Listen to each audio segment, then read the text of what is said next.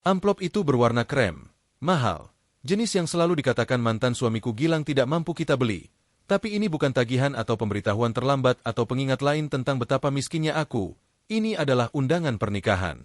Gilang akan menikah dengan Tasya, wanita yang menjadi alasan dia meninggalkanku 4 tahun lalu. Dan dia menginginkan aku hadir di sana untuk menyaksikan, untuk melihat dia akhirnya bahagia. Catatan di dalamnya berbunyi tidak ada dendam. Tidak ada dendam tentang perselingkuhan itu, tentang perceraian, tentang mengambil segalanya dan meninggalkanku dengan Rp700.000 per bulan dan hidup yang hancur. Aku menatap undangan itu berjam-jam di apartemen sempitku sementara anak kembarku ada di sekolah sementara kopiku dingin. Dan kemudian aku melihat tanggalnya, 15 Juni, hari ulang tahun pernikahan kami. Dia memilih hari ulang tahun pernikahan kami untuk pernikahannya dengan orang lain. Saat itulah aku membuat keputusan. Aku akan datang ke pernikahan itu, tapi bukan dengan cara yang dia harapkan. Bukan sebagai mantan istri miskin yang patah hati seperti yang dia kira. Aku akan menunjukkan padanya apa yang telah dia sia-siakan, dan aku punya 18 bulan rahasia untuk membantuku melakukannya. Namaku Nadia dan ini adalah kisah bagaimana aku tiba di pernikahan mantan suamiku dengan jet pribadi seorang miliarder bersama anak kembar kami dan menghancurkan hari sempurnanya hanya dengan mengatakan yang sebenarnya. Tetaplah bersamaku karena apa yang terjadi selanjutnya. Dia tidak pernah melihatnya datang. Amplop itu berwarna krem, mahal, jenis yang selalu dikatakan Gilang tidak mampu mereka beli. Nadia menatapnya di atas meja dapur. Apartemen itu sunyi, terlalu sunyi. Rafa dan Amel ada di sekolah. Kopinya sudah dingin sejak sejam yang lalu. Dia tidak bergerak. Undangan itu tergeletak di sana seperti benda hidup, mengejeknya. Dia mengambilnya, meletakkannya, mengambilnya lagi. Kunci buka kunci-kunci. Ponselnya tergeletak di sampingnya. Dia bisa menelepon Dina. Dia bisa merobek semuanya menjadi berkeping-keping, membuangnya ke tempat sampah, berpura-pura itu tidak pernah datang. Sebagai gantinya dia membuka laptopnya. Emailnya masih ada di sana. Email dari Raka. Dia belum menjawabnya. Dia melihat kembali undangannya. Gilang dan Tasya meminta kehormatan kehadiran Anda di upacara pernikahan mereka. Tangannya gemetar. Kartu tebal itu bergetar. Ada catatan di dalamnya, tulisan tangannya, tulisan tangan yang sama yang dulu meninggalkan catatan cinta untuknya, tulisan tangan yang sama yang menandatangani surat cerai 4 tahun lalu. Nadia, aku tahu ini mungkin canggung tapi aku harap kamu akan datang. Anak-anak harus melihat kedua orang tua mereka melangkah maju. Kita berdua bahagia. Tidak ada dendam. Salam Gilang. Tidak ada dendam. Dia membacanya 3 kali.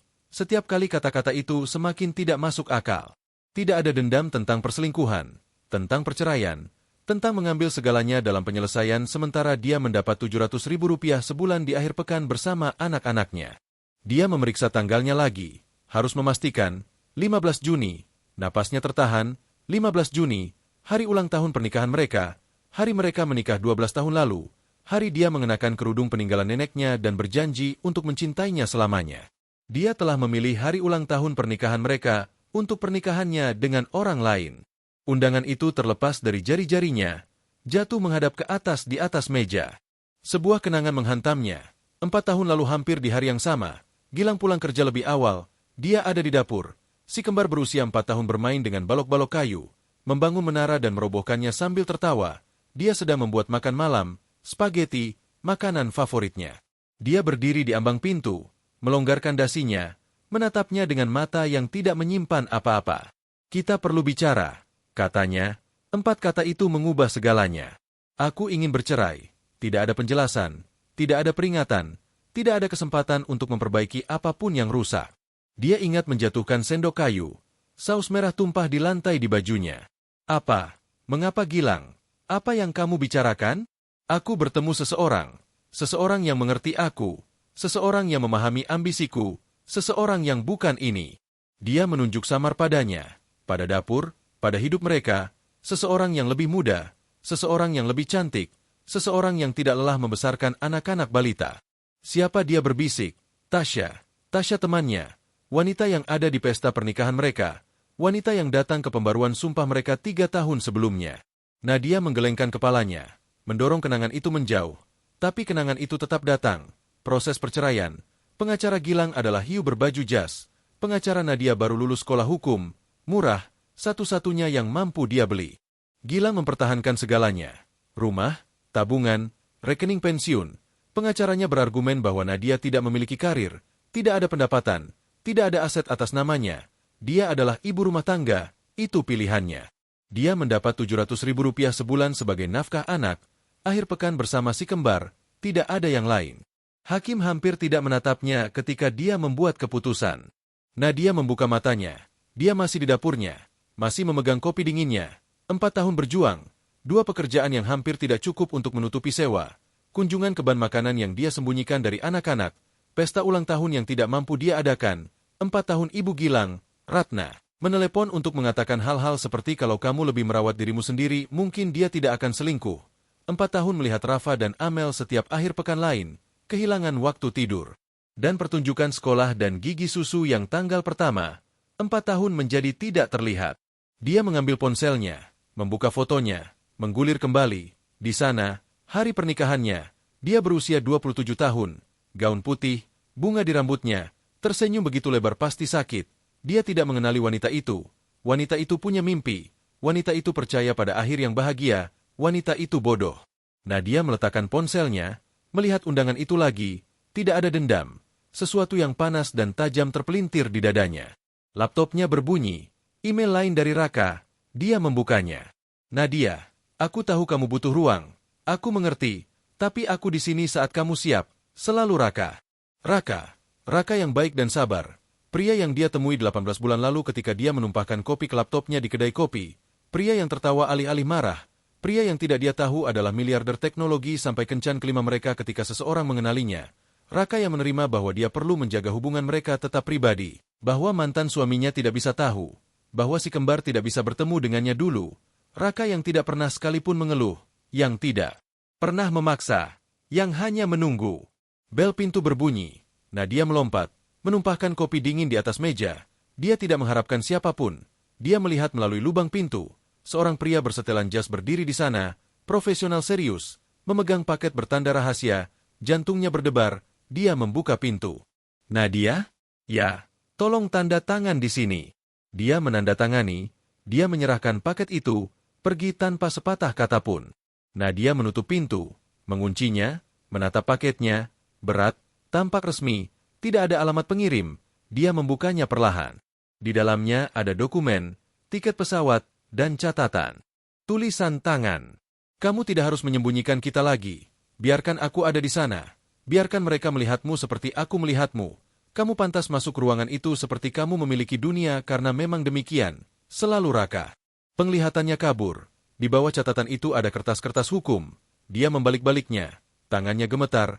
Catatan keuangan, rekening koran, transfer aset, semuanya dengan nama Gilang di atasnya, rekening yang tidak dia tahu ada, uang yang disembunyikan selama perceraian, properti atas nama ibunya, kesepakatan bisnis yang terstruktur untuk menyembunyikan pendapatan, bukti yang jelas dan tidak terbantahkan bahwa dia telah berbohong, dan di bagian bawah, catatan dari seseorang bernama Farid, mitra bisnis Gilang. Ibu Nadia, saya seharusnya berbicara 4 tahun yang lalu. Saya pengecut. Saya mendokumentasikan semuanya. Saya minta maaf butuh waktu selama ini. Ini cukup untuk membuka kembali kasus Anda. Nadia duduk keras di lantai dapur. Kertas-kertas tersebar di sekelilingnya. Raka telah menyelidiki sejak kapan? Sejak mereka bertemu, dia telah membangun kasus diam-diam tanpa memberitahunya. Ponselnya bergetar. Pesan dari Dina. Kamu baik-baik saja. Sudah beberapa hari tidak mendengar kabarmu. Mau makan siang? Nadia menatap pesan itu. Pada undangan di meja, pada bukti yang tersebar di lantai, dia mengetik kembali. Bisakah kamu datang sekarang? Aku butuh kamu. 3 titik muncul segera. Dalam perjalanan 15 menit. Nadia berdiri, mengumpulkan kertas-kertas itu, memasukkannya kembali ke dalam paket. Dia membuat kopi segar. Kuat, cara Dina menyukainya. Kemudian dia mengambil undangan itu sekali lagi, tidak ada dendam. Untuk pertama kalinya dalam 4 tahun, Nadia tersenyum. Itu bukan senyuman bahagia. Dina menerobos pintu 12 menit kemudian. Apa yang terjadi? Anak-anak baik-baik saja? Dia berhenti, melihat wajah Nadia. Apa yang dia lakukan sekarang? Nadia menyerahkan undangan itu tanpa sepatah kata pun. Dina membacanya sekali, 2 kali. Wajahnya berubah dari khawatir menjadi bingung menjadi marah. Dia mengundangmu ke pernikahannya di hari ulang tahun pernikahanmu? Ya. Dasar brengsek. Dia benar-benar. Dina menghentikan dirinya sendiri. Menarik napas. Oke, Dan catatannya, tidak ada dendam. Apa dia benar-benar gila? Aku pikir dia benar-benar percaya itu. Tentu saja dia percaya. Gilang, pria yang tidak bisa melakukan kesalahan. Dina melemparkan undangan itu di atas meja. Tolong katakan padaku kamu tidak akan pergi. Aku tidak tahu Dina. Aku tidak tahu. Aku benar-benar tidak tahu. Dina mempelajari wajahnya. Adiknya selalu bisa membacanya. Ada sesuatu yang lain. Apa itu? Nadia menyerahkan paketnya. Dina membacanya perlahan pada awalnya kemudian lebih cepat. Matanya semakin lebar dengan setiap halaman. Ya ampun, dia menyembunyikan semua ini selama perceraian? Rupanya. Dan Raka menemukannya. Raka MU. Dia bukan Raka Kudina. Dia bukan. Kami bukan. Ini rumit. Tidak rumit bagiku Nadia. Nadia menuangkan mereka berdua kopi, duduk di meja dapur kecil. Yang satu yang goyah karena satu kakinya lebih pendek dari yang lain. Aku bertemu dengannya 18 bulan lalu di kedai kopi itu di Jalan Sabang. Aku menumpahkan kopi di laptopnya. Kamu cerita bagian ini padaku. Dia tertawa. Kami berbicara. Dia baik, lucu, hadir dengan cara yang tidak pernah Gilang lakukan. Nadia melingkarkan tangannya di sekitar cangkirnya. Kami mulai bertemu, tidak serius pada awalnya. Hanya kopi kemudian makan malam kemudian aku jatuh cinta padanya. Dan dia jatuh cinta padamu. Dan dia jatuh cinta padaku. Tapi aku tidak bisa memberitahu siapapun. Bukan kamu, bukan anak-anak, tidak ada. Karena jika Gilang tahu aku berkencan dengan seseorang, terutama seseorang dengan uang, dia akan kembali ke pengadilan, mencoba mengurangi nafkah anak, mengklaim aku tidak membutuhkannya lagi. Rahang Dina mengatup. Itu terdengar persis seperti sesuatu yang akan dia lakukan. Jadi kami merahasiakannya. Benar-benar rahasia. Tidak ada media sosial. Tidak ada penampilan publik.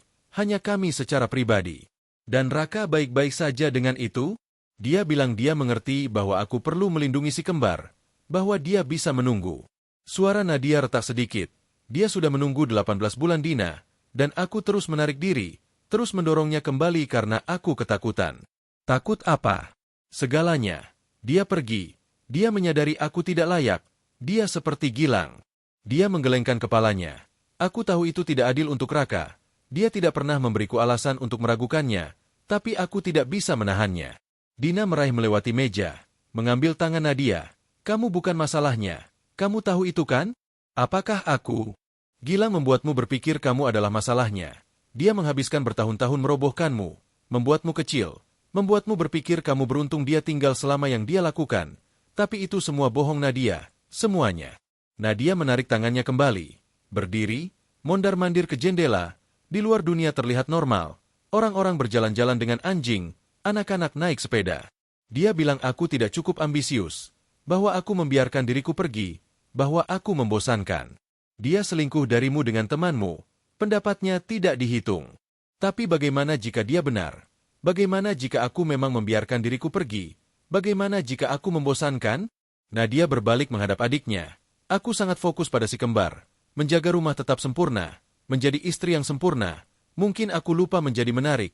Mungkin aku lupa menjadi diriku sendiri. Berhenti. Berhenti apa? Berhenti membelanya. Berhenti membuat alasan. Berhenti bertindak seolah kamu pantas mendapat apa yang dia lakukan. Aku tidak. Kamu melakukannya. Kamu melakukannya sekarang. Dina berdiri, berjalan ke arahnya. Dengarkan aku. Gilang adalah pembohong dan penipu. Secara harfiah ada bukti di sana di meja itu. Dia mencuri darimu. Dia menyembunyikan aset. Dia melakukan kejahatan.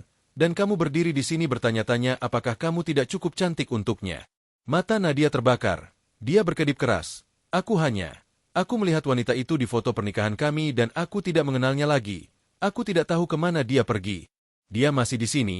Dia hanya dipukuli begitu lama dia lupa bagaimana berdiri. Air mata datang saat itu. Panas dan cepat dan marah. Dina menariknya ke dalam pelukan. Nadia terisak di bahu saudaranya.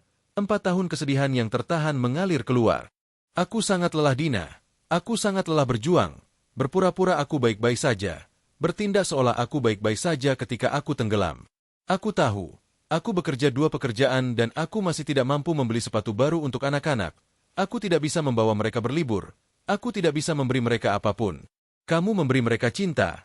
Itu lebih dari yang pernah Gilang berikan kepada mereka. Apakah itu cukup? Itu segalanya. Mereka berdiri di sana di tengah dapur sempit sampai air mata Nadia melambat. Akhirnya Nadia menarik diri, menyeka wajahnya, tertawa lemah. Aku mengoleskan ingus di bajumu. Aku punya 3 anak. Aku punya lebih buruk di bajuku. Mereka duduk kembali. Dina mengisi ulang kopi mereka. Jadi apa yang akan kamu lakukan? Tanya Dina. Tentang undangan itu, tentang Raka, tentang semua ini? Aku tidak tahu. Aku punya 2 pilihan kan. Aku bisa mengambil bukti ini ke pengadilan, menyeret Gilang melalui neraka, mendapatkan apa yang sebenarnya aku miliki. Nadia berhenti sejenak. Atau aku bisa muncul di pernikahan itu dan membiarkan dia melihat apa yang dia sia-siakan, membiarkan dia melihat bahwa aku tidak rusak. Itu tidak saling eksklusif. Kamu bisa melakukan keduanya. Bisakah aku? Mengapa tidak? Ambil buktinya ke pengacaramu, ajukan dokumennya, dan sementara itu sedang diproses, muncul di pernikahannya di lengan seorang miliarder, tunjukkan padanya apa yang dia kehilangan. Itu terasa picik. Baik, jadilah picik. Dia pantas picik. Dia pantas jauh lebih buruk dari picik. Nadia tertawa. Tawa yang nyata kali ini terasa aneh berkarat. Raka ingin ada di sana. Dia mengirim tiket pesawat untuk kita semua. Tunggu. Tiket pesawat seperti jamak? Pesawat pribadi. Pesawatnya. Dia ingin menerbangkan kami ke sana. Aku dan anak-anak. Kamu juga mungkin jika kamu mau datang. Mata Dina melebar. Pacarmu punya pesawat pribadi? Dia bukan pacarku Nadia. Oke baiklah, pacarku punya pesawat pribadi, dan kamu khawatir kamu tidak cukup menarik, kau memenangkan lotre yang menarik. Terlepas dari segalanya, Nadia tersenyum. Dia ingin aku bertemu si kembar dengan benar. Dia bilang kami sudah bersembunyi cukup lama. Dia benar. Bagaimana jika mereka membencinya? Bagaimana jika mereka mencintainya? Itu mungkin lebih buruk. Dina menggelengkan kepalanya. Kamu tidak bisa melindungi mereka dari segalanya. Kamu tidak bisa melindungi dirimu sendiri dari segalanya. Kadang kamu harus mengambil risiko. Nadia melihat undangan itu lagi. Kemudian pada paket bukti, kemudian pada adiknya. Dia mengundangku karena dia pikir aku masih rusak. Dia ingin Tasya melihatku berjuang. Dia ingin semua orang melihat bahwa dia ditingkatkan, bahwa dia diperdagangkan. Lalu tunjukkan padanya dia salah. Bagaimana? Muncul terlihat seperti $1 juta dengan pria yang benar-benar menghargaimu dengan anak-anakmu yang memujamu. Muncul seperti kamu memiliki dunia sialan karena kamu melakukannya Nadia. Kamu selalu melakukannya. Kamu hanya lupa untuk sementara waktu. Nadia berdiri, berjalan ke jendela lagi, melihat keluar ke jalan, di suatu tempat di luar sana Gilang merencanakan pernikahannya. Mungkin tertawa tentang undangan yang dia kirim. Dia tidak tahu apa yang akan datang. Oke, Nadia berkata pelan. Oke apa? Oke, aku akan melakukannya.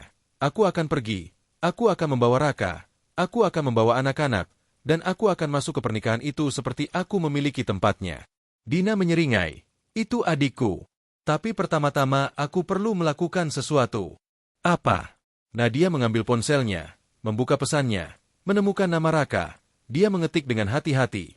Aku siap, mari kita lakukan ini. Semuanya, tidak ada lagi bersembunyi. Dia menekan kirim sebelum dia bisa berubah pikiran. Responnya kembali kurang dari 1 menit.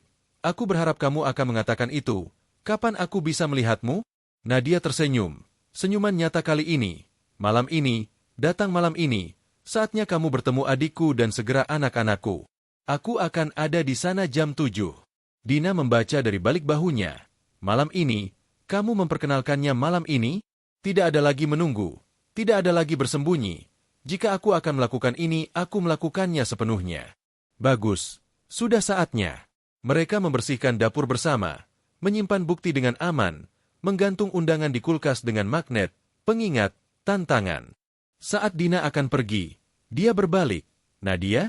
Ya. Aku bangga padamu. Kamu tahu itu kan? Untuk apa? Untuk bertahan hidup, untuk melawan, untuk mengingat siapa dirimu. Dina pergi. Pintu tertutup di belakangnya. Nadia berdiri di apartemen sunyinya sendirian lagi. Tapi kali ini keheningan terasa berbeda. Tidak kosong, tidak menyesakan, penuh tujuan, tenang. Undangan itu masih di kulkas. 15 Juni, 2 bulan lagi. 2 bulan untuk mempersiapkan, merencanakan, mengubah. 2 bulan untuk Gilang berpikir dia menang. Dan kemudian dia akan menunjukkan padanya betapa salahnya dia. Aku bukan masalahnya. Aku tahu itu sekarang. Tapi saat itu aku percaya setiap kata yang dia katakan. Pukul 7 datang lebih cepat dari yang Nadia harapkan. Dia menghabiskan sore hari membersihkan. Bukan karena apartemen itu kotor tapi karena ketika semuanya terasa di luar kendali membersihkan membantu. Dia menggosok kamar mandi, menyedot debu ruang tamu, mengatur lemari si kembar, kaos merah, kaos biru, kaos merah, kaos biru, lipat, tumpuk, ulangi. Gerakan berulang menenangkan pikiran yang berlomba. Pada pukul 6.45 dia memeriksa dirinya di cermin. Jeans, sweater lembut, rambut terurai, makeup minimal, normal. Dia tidak merasa normal. Ponselnya bergetar. Raka parkir sekarang, segera naik. Jantungnya melompat. Dia menekan tangan ke dadanya. Bernapas. Ini adalah Raka. Raka yang baik. Raka yang sabar. Tidak ada yang perlu dikhawatirkan. Bel pintu berbunyi. Dia membukanya. Dia berdiri di sana. Pakaian kasual, jeans gelap, kemeja sederhana. Dia bisa jadi siapa saja kecuali matanya. Mata itu yang melihatnya. Hai, katanya lembut. Hei. Mereka berdiri di sana canggung seperti remaja. Dia mengangkat sebotol anggur. Aku membawa ini. Aku harap tidak apa-apa. Aku tidak yakin apa. Dia menariknya ke dalam, menciumnya dengan keras. Dia menjatuhkan anggur itu, menangkapnya, membalas ciumannya. Ketika mereka akhirnya terpisah, mereka berdua bernapas dengan susah payah. Hai, katanya lagi. Dia tertawa. Tawa yang hangat dan tulus yang membuat dadanya sakit. Hai juga. Mereka mengambil botol anggur. Ajaib tidak pecah. Pergi ke dapur. Nadia menuangkan mereka masing-masing segelas. Tangannya sedikit gemetar. Kamu gugup. Raka mengamati. Ya. Jangan. Ini hanya aku. Itu sebabnya aku gugup. Dia mengerutkan kening. Aku tidak mengerti. Karena ini nyata sekarang. Bukan hanya kita yang menyelinap. Bukan hanya makan malam rahasia di saat-saat pribadi. Ini nyata. Dina tahu. Segera anak-anak akan tahu. Segera semua orang akan tahu. Dan itu menakutimu? Membuatku ketakutan. Dia meletakkan anggurannya. Mengambil tangannya. Nadia, lihat aku. Dia melakukannya. Mata itu. Aku bukan dia. Aku tahu kamu takut aku akan berubah menjadi dia. Bahwa aku akan pergi. Bahwa aku akan menyakitimu. Tapi aku tidak akan. Aku bukan Gilang. Kamu bilang begitu sekarang. Aku akan mengatakannya setiap hari selama sisa hidupku jika itu yang perlu kamu dengar. Dia ingin mempercayainya. Dia bilang dia juga mencintaiku di hari pernikahan kami, di pembaruan sumpah kami, setiap hari ulang tahun. Dia mengatakan semua kata yang tepat dan kemudian dia pergi. Aku tahu. Jadi bagaimana aku mempercayai bahwa kamu tidak akan melakukan hal yang sama? Raka diam untuk waktu yang lama kemudian dia mengatakan sesuatu yang tidak dia harapkan. Kamu tidak. Belum. Kepercayaan tidak diberikan. Itu diperoleh. Dan aku belum mendapatkan milikmu. Tapi aku akan. Setiap hari. Satu hari pada satu waktu sampai kamu percaya padaku. Tenggorokannya sesak. Bagaimana jika itu memakan waktu bertahun-tahun? Maka itu memakan waktu bertahun-tahun. Bagaimana jika aku terlalu rusak? Bagaimana jika aku tidak pernah bisa mempercayai siapapun lagi? Maka kita akan mengetahuinya bersama. Tapi kamu tidak rusak Nadia. Kamu terluka. Ada perbedaannya. Air mata datang lagi. Dia sangat lelah menangis. Dia menariknya ke dalam pelukannya. Membiarkannya menangis di dadanya, tidak mencoba memperbaikinya, hanya memeluknya. Ketika dia akhirnya menarik diri, dia tertawa lemah. Aku membuat bajumu basah. Aku punya baju lain. Ini menjadi pola. Pertama kopi di laptopmu, sekarang air mata di bajumu. Aku merusak. Kamu sempurna. Aku benar-benar tidak. Bagiku kamu sempurna. Dia mendongak. Pria ini, pria yang baik dan sabar yang mustahil ini, kamu menyelidiki Gilang. Kamu mendapat bukti, kamu membangun seluruh kasus tanpa memberitahuku. Dia punya keanggunan untuk terlihat malu. Aku melakukannya. Aku minta maaf. Aku seharusnya bertanya dulu. Mengapa tidak? Karena aku tahu kamu akan menyuruhku untuk tidak melakukannya. Bahwa kamu akan mengatakan kamu tidak ingin menyebabkan masalah. Bahwa kamu akan melindunginya meskipun dia tidak pantas mendapatkannya. Jadi aku melakukannya. Itu cukup arogan. Ya memang, aku minta maaf. Jangan minta maaf. Aku tidak marah. Dia berhenti sejenak. Aku bersyukur dan ketakutan dan bingung. Dia adalah segalanya yang Gilang katakan aku tidak pantas dapatkan. Sukses, murah hati, dan dia memperlakuku seperti aku adalah yang luar biasa. Itu membuatku takut. Mengapa? Karena bagaimana jika kamu tahu aku tidak? Bagaimana jika kamu menyadari Gilang benar? Bahwa aku membosankan dan biasa dan tidak layak untuk usaha itu? Raka memegang wajahnya dengan tangannya. Nadia. Dengarkan aku dengan sangat hati-hati. Kamu tidak membosankan. Kamu tidak biasa. Kamu selamat 4 tahun neraka dan keluar di sisi lain masih baik. Masih peduli. Masih berjuang untuk anak-anakmu. Itu luar biasa, itu heroik. Aku tidak merasa heroik. Pahlawan jarang melakukannya. Bel pintu berbunyi lagi. Nadia melompat. Itu Dina. Haruskah aku bersembunyi? Tidak. Tidak ada lagi bersembunyi, ingat? Dia membiarkan saudaranya masuk. Dina melihat mereka dan menyeringai. Apa aku mengganggu? Ya, kata Nadia. Bagus. Aku ingin bertemu pacar miliarder misterius itu. Raka mengulurkan tangannya. Raka, senang bertemu denganmu. Dina menjabatnya, mempelajarinya, kemudian melihat Nadia. Oke, aku setuju. Kamu tidak bisa menyetujui setelah 30 detik. Lihat saja aku. Dia punya mata yang baik. Dia membuatmu tersenyum. Itu lebih dari yang Gilang lakukan dalam 10 tahun. Disetujui. Raka tertawa. Itu penilaian karakter tercepat yang pernah aku terima. Aku efisien. Dina menuangkan anggur sendiri. Jadi pernikahannya, apa rencananya? Mereka duduk di sekitar meja dapur Nadia yang goyah, merencanakan. Aku pikir kita harus pergi semua kita, kata Raka. Nadia kamu, anak-anak, Dina kamu juga jika kamu mau. Oh aku pasti ingin. Tidak akan melewatkan ini untuk dunia. Tapi kita harus pintar tentang ini. Raka melanjutkan. Gilang tidak tahu tentang aku, tentang kita. Jadi ketika kita muncul itu harus berdampak. Berdampak bagaimana? Tanya Nadia. Jet pribadi. Itu langkah 1. Kami tiba dengan gaya, membuat pernyataan bahkan sebelum kami berjalan melewati pintu. Dina menyeringai. Aku suka caramu berpikir. Tapi itu bukan acara utama, kata Raka. Dia mengeluarkan ponselnya, menunjukkan sesuatu kepada mereka. Ini adalah. Nadia membaca layar. Matanya melebar. Kamu ingin menunjukkan ini kepada keluarga Tasya selama pernikahan?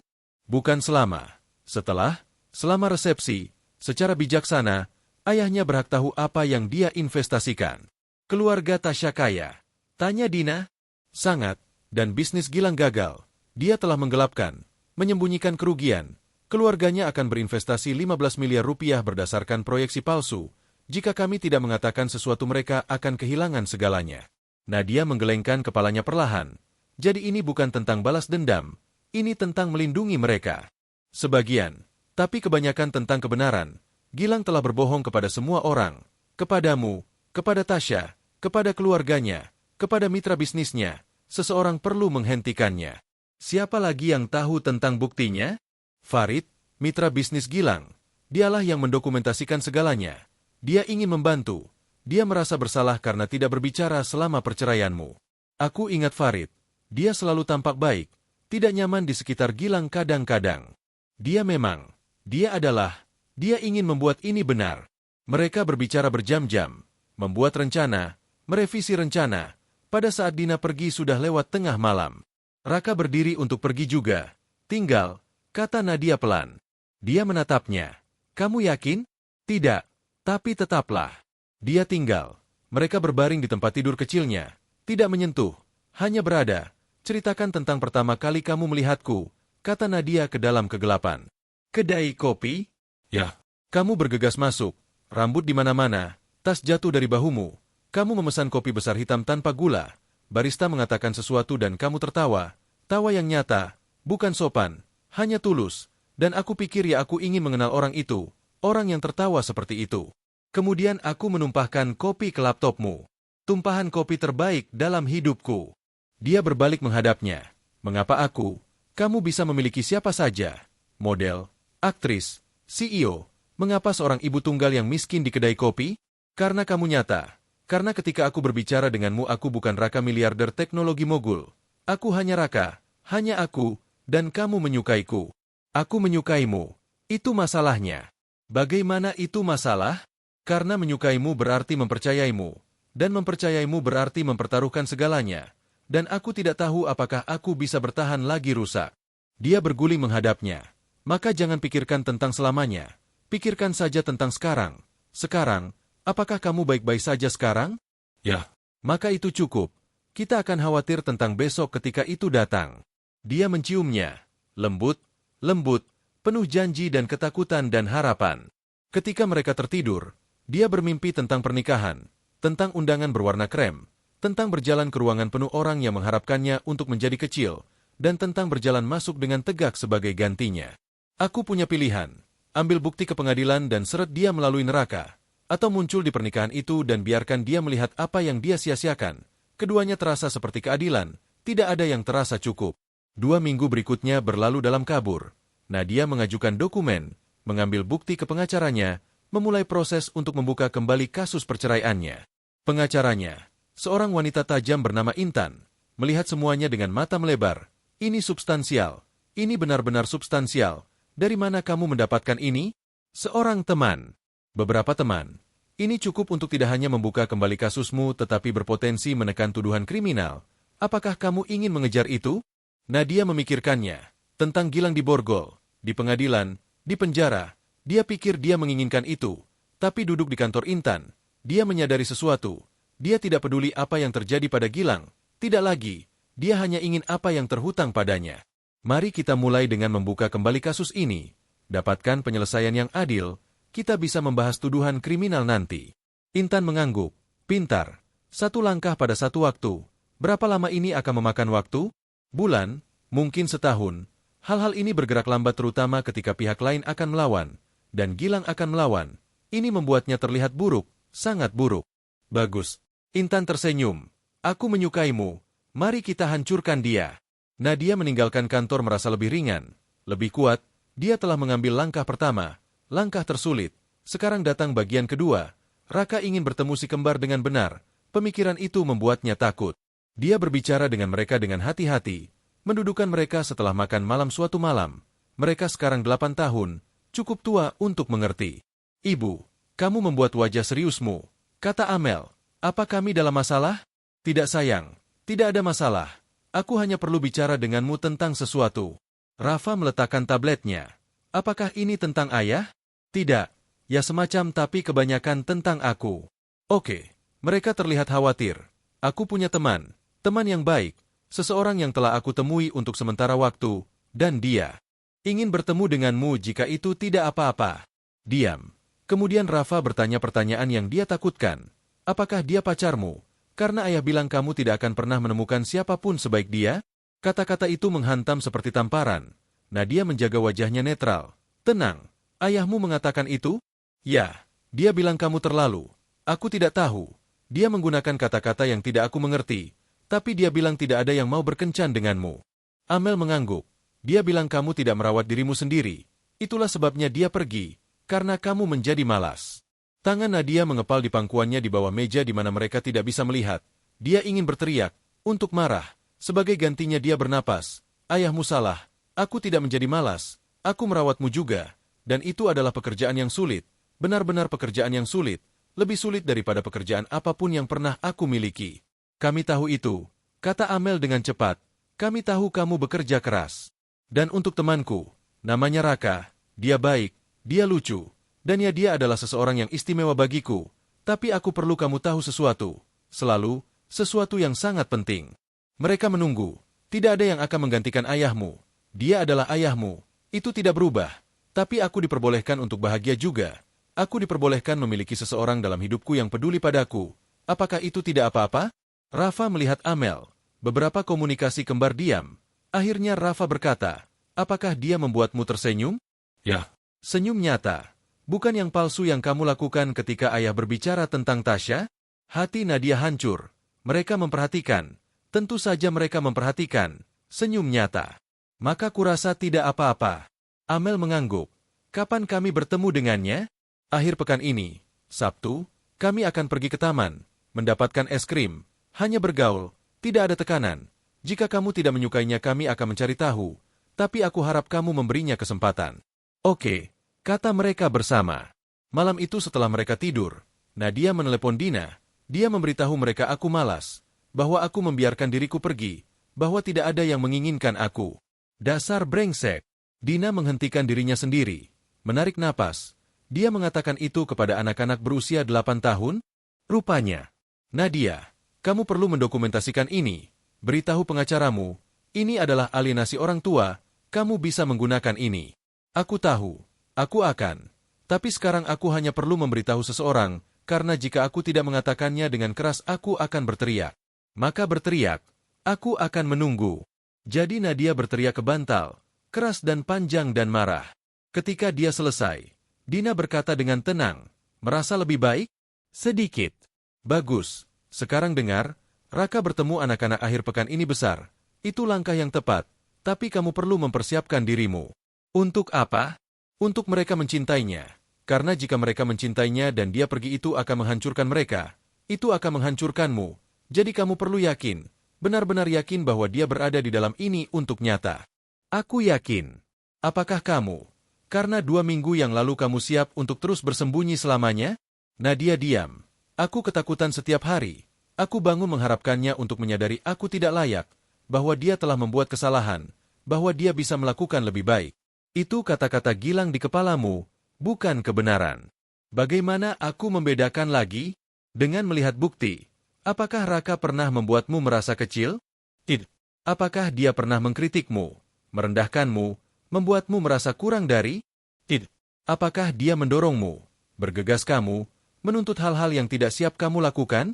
Tidak. Dia tidak pernah selain sabar. Maka percayalah pada itu. Percayalah pada bukti di depanmu, bukan hantu di kepalamu. Sabtu datang terlalu cepat. Nadia berganti pakaian 4 kali. Tidak ada yang terasa tepat. Akhirnya dia memutuskan jeans dan kaos biru lembut. Sederhana, nyaman. Raka menjemput mereka pada pukul 10 pagi. Dia mengendarai mobil normal. Tidak mencolok, hanya mobil SUV biasa.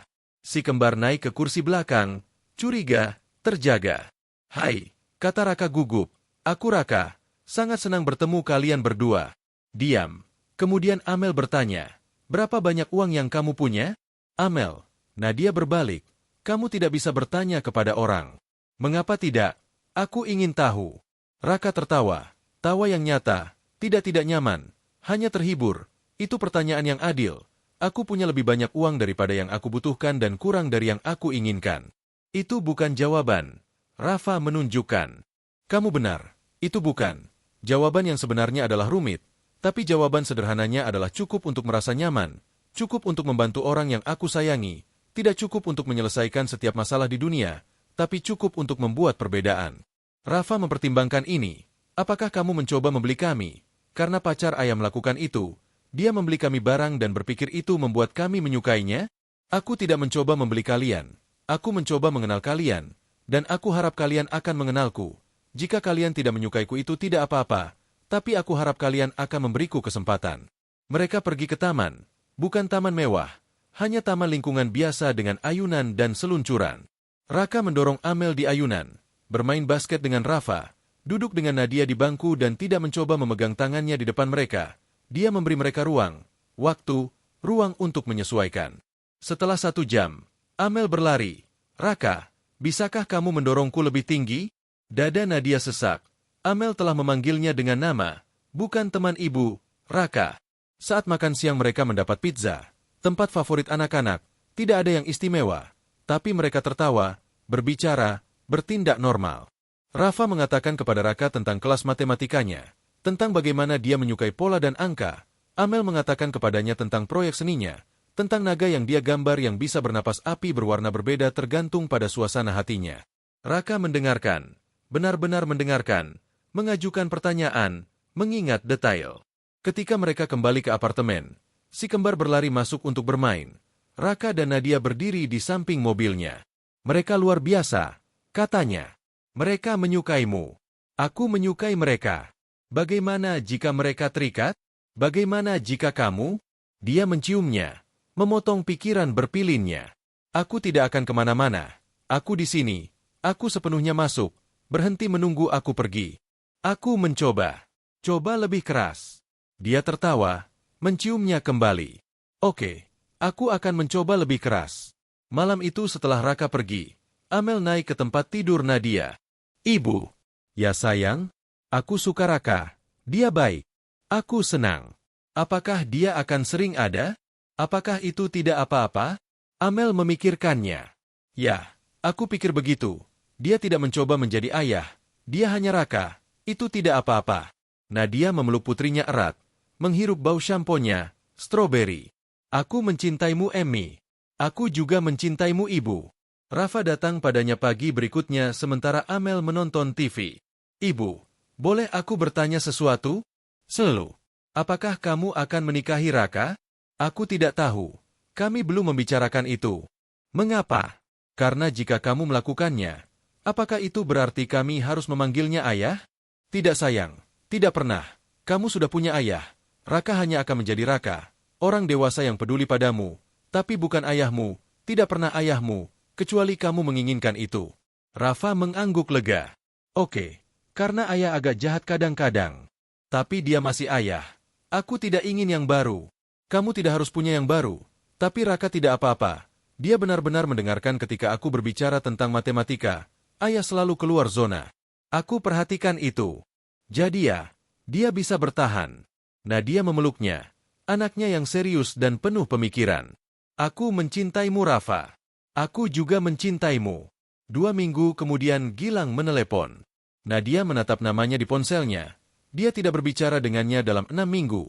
Dia tidak pernah menelepon kecuali ada yang salah. Dia menjawab. Halo, Nadia. Hai, maaf mengganggumu. Suaranya halus, percaya diri, palsu. Apa yang kamu butuhkan, Gilang? Aku hanya ingin memeriksa tentang pernikahan. Memastikan kamu masih berencana untuk datang. Tasya telah bertanya. Aku datang.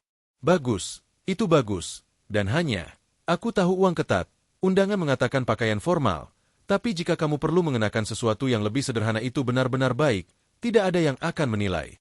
Darahnya mendidih perlahan mantap. Aku akan berpakaian dengan tepat. Tentu saja. Aku tidak menyarankan. Aku hanya berarti. Aku tahu apa yang kamu maksud, Gilang. Diam di ujungnya. Baiklah kalau begitu. Sampai jumpa tanggal 15. Sampai jumpa. Dia menutup telepon, mengambil ponselnya, mengirim pesan ke Dina.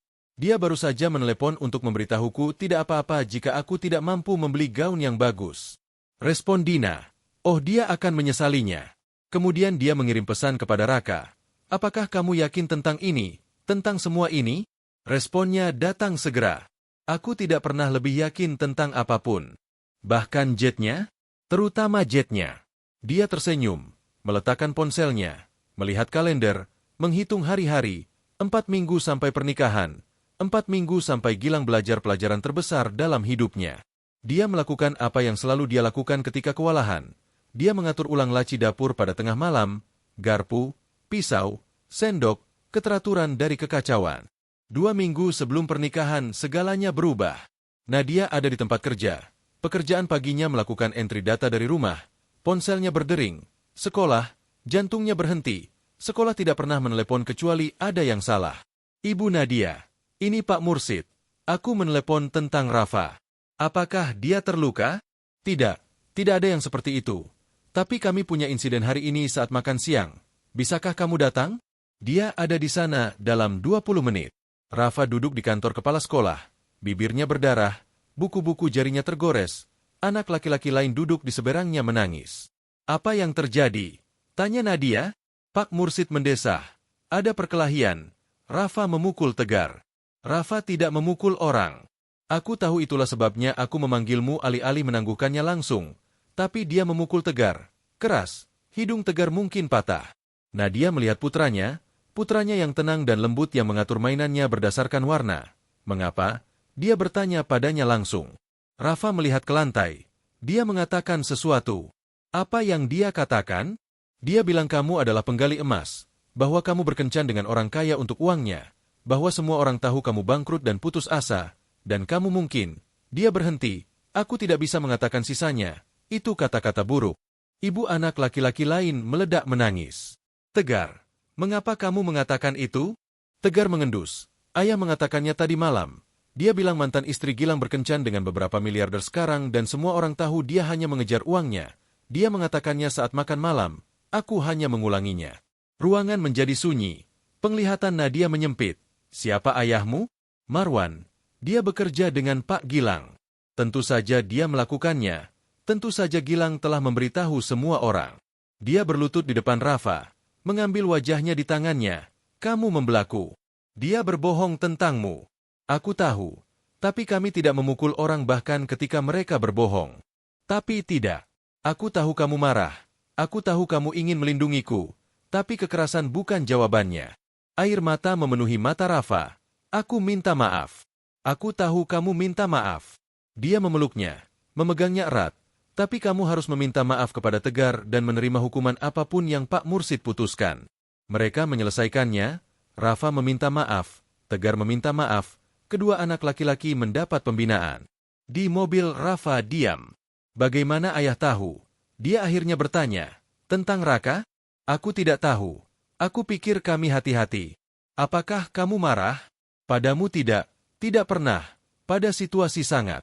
Ketika mereka sampai di rumah Amel sudah ada di sana. Dina telah menjemputnya. Apa yang terjadi? Tanya Dina. Mengapa Rafa terlihat seperti dia pergi 3 putaran dengan petinju? Dia membela kehormatanku dengan tinjunya. Dina melihat Rafa. Laguku.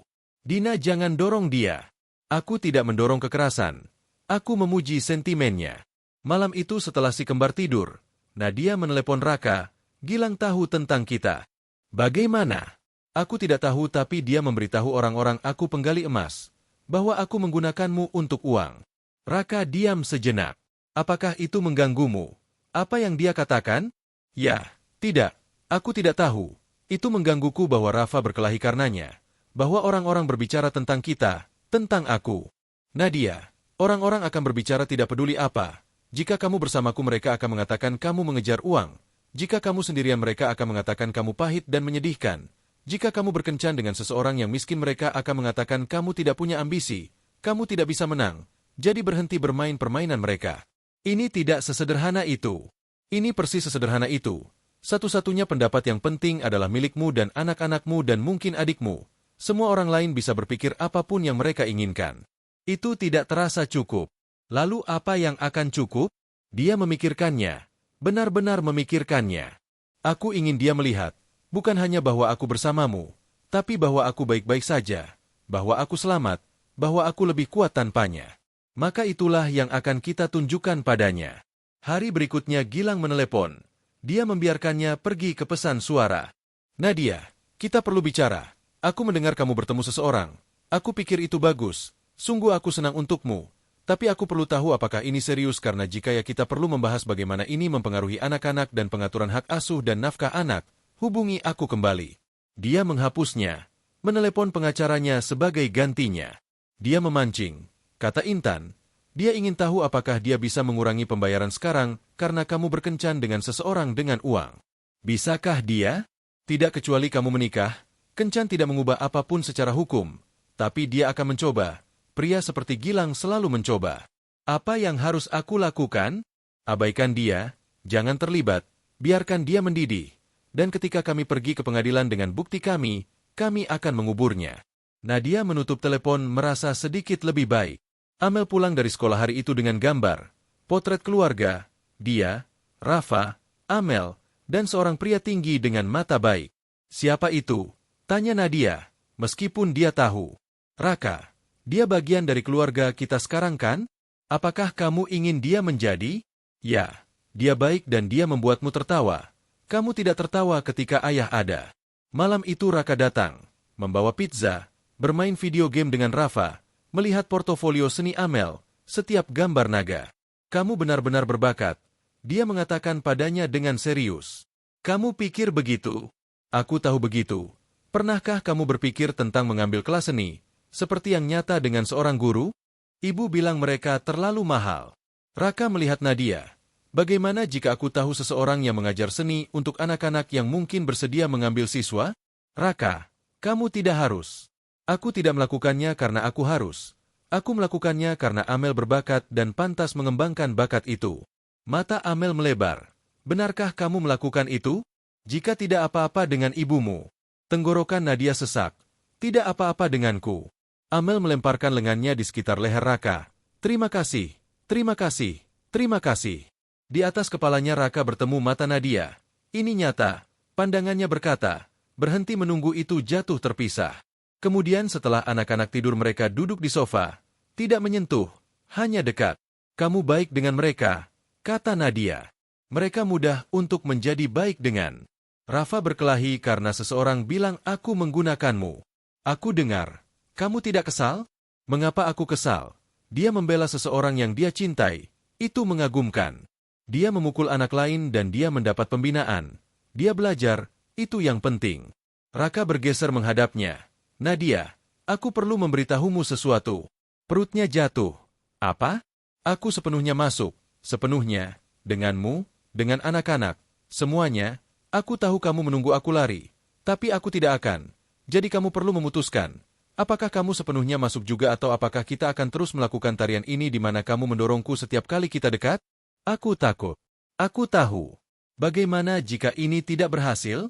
Bagaimana jika berhasil? Mereka duduk di sana di apartemen kecilnya dengan furnitur usangnya dan wastafel bocornya. Dan Raka melihat sekeliling seperti itu adalah istana. Aku suka tempat ini, katanya. Ini kecil dan jatuh terpisah.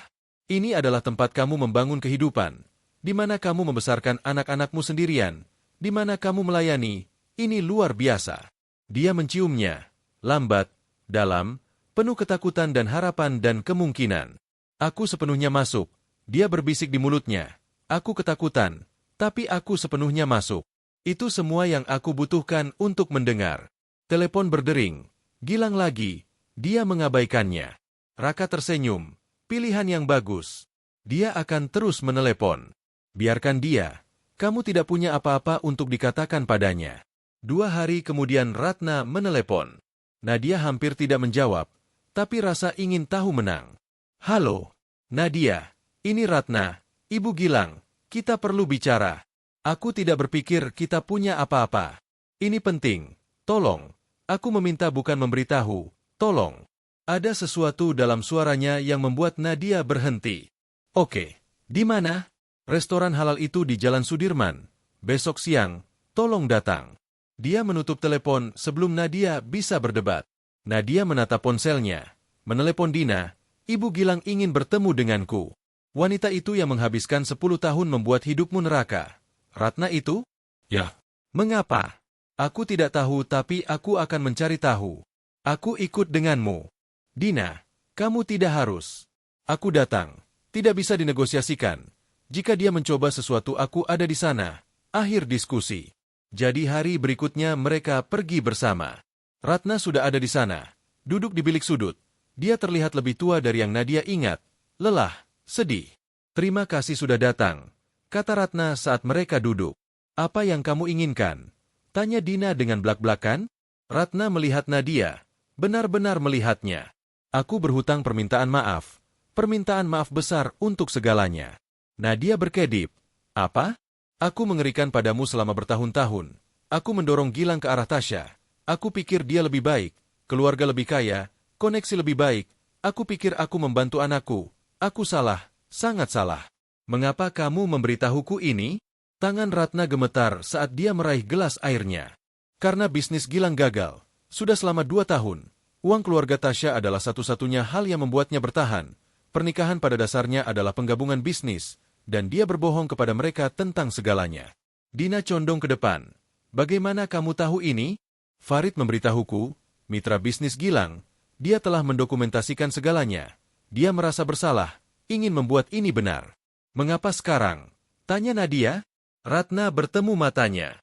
Karena aku melihat apa yang anakku lakukan padamu, dan sekarang aku melihat dia melakukannya kepada orang lain, dan aku lelah, sangat lelah melindunginya dari konsekuensi pilihannya.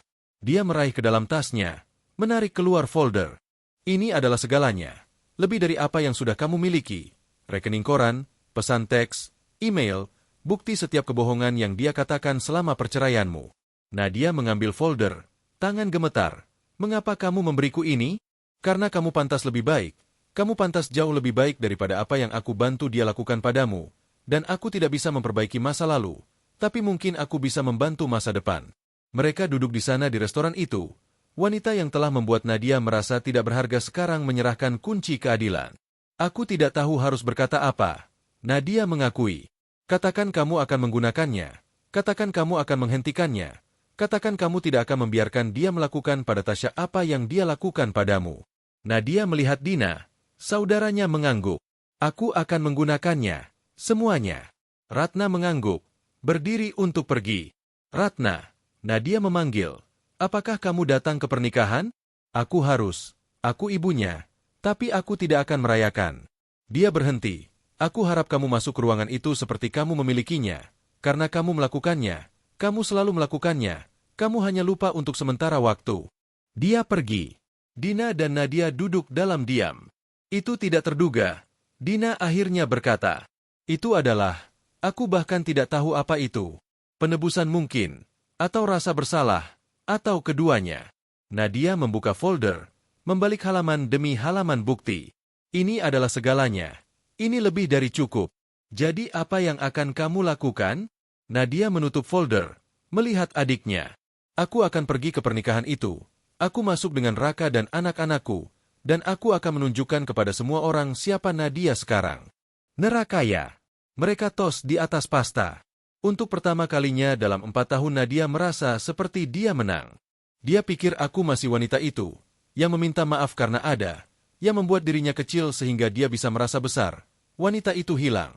10 hari sebelum pernikahan Gilang menelepon lagi. Kali ini Nadia menjawab, "Halo Gel." "Nadia, bagus. Aku sudah mencoba menghubungimu. Aku sibuk." "Benar. Dengar, aku ingin bicara denganmu tentang sesuatu. Tentang pria ini yang kamu temui. Namanya Raka kan? Raka miliarder teknologi itu." "Raka itu?" "Ya." Diam di ujungnya. Dia praktis bisa mendengarnya menghitung ulang. "Berapa lama kamu bertemu dengannya? Mengapa itu penting?" "Karena jika ini serius kita perlu menegosiasikan ulang pengaturan hak asuh, pembayaran nafkah, semuanya. Di sana itu, apa yang dia tunggu? Kami tidak menegosiasikan ulang apapun Gilang." "Nadia, bersikaplah wajar. Jika kamu dengan seseorang yang memiliki jenis uang itu, kamu tidak memerlukan dukunganku lagi. Sebenarnya secara hukum aku masih melakukannya. Kencan tidak mengubah apapun. Kami harus menikah untuk itu. Lebih banyak diam. Lebih lama kali ini. Apakah kamu berencana untuk menikahinya? Itu bukan urusanmu. Ini jika itu mempengaruhi kewajiban finansialku." Darahnya mendidih perlahan mantap. "Kewajiban finansialmu, bukan anak-anakmu, bukan kesejahteraan mereka, uangmu, itulah yang kamu pedulikan. Itu tidak adil. Bukankah itu? Kamu telah mencoba mengurangi pembayaran sejak hari kami bercerai. Kamu melawanku di segalanya. Setiap rupiah, setiap akhir pekan. Karena itu tidak pernah. Tentang anak-anak, itu tentang kontrol, tentang menang. Aku akan menikah dalam 10 hari. Bisakah kita tidak melakukan ini sekarang? Kamu yang meneleponku, kamu yang mengangkat ini, jadi kita melakukan ini sekarang." Dia mendesah. Desahan merendahkan yang dia ingat dengan sangat baik. "Dengar, aku mencoba bersikap sipil, tapi baiklah, aku akan melihatmu di pernikahan. Tolong coba berpakaian dengan tepat. Aku tahu uang ketat. Tapi Tasya bekerja sangat keras di pernikahan ini, aku benci kamu mempermalukannya." Dia harus menutup telepon. Dia harus membiarkannya pergi. Sebagai gantinya dia berkata, "Aku akan berpakaian dengan tepat, jangan khawatir tentang aku."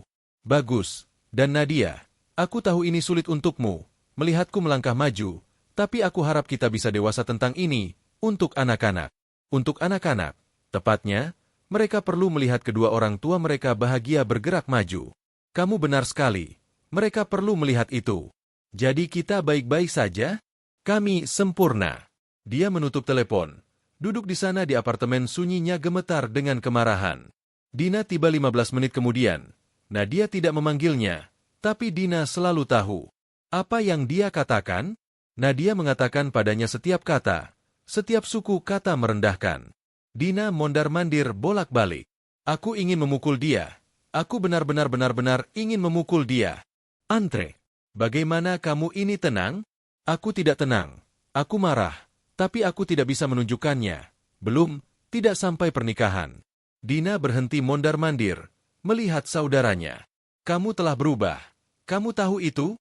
2 bulan yang lalu kamu akan meminta maaf kepadanya, akan membuat alasan.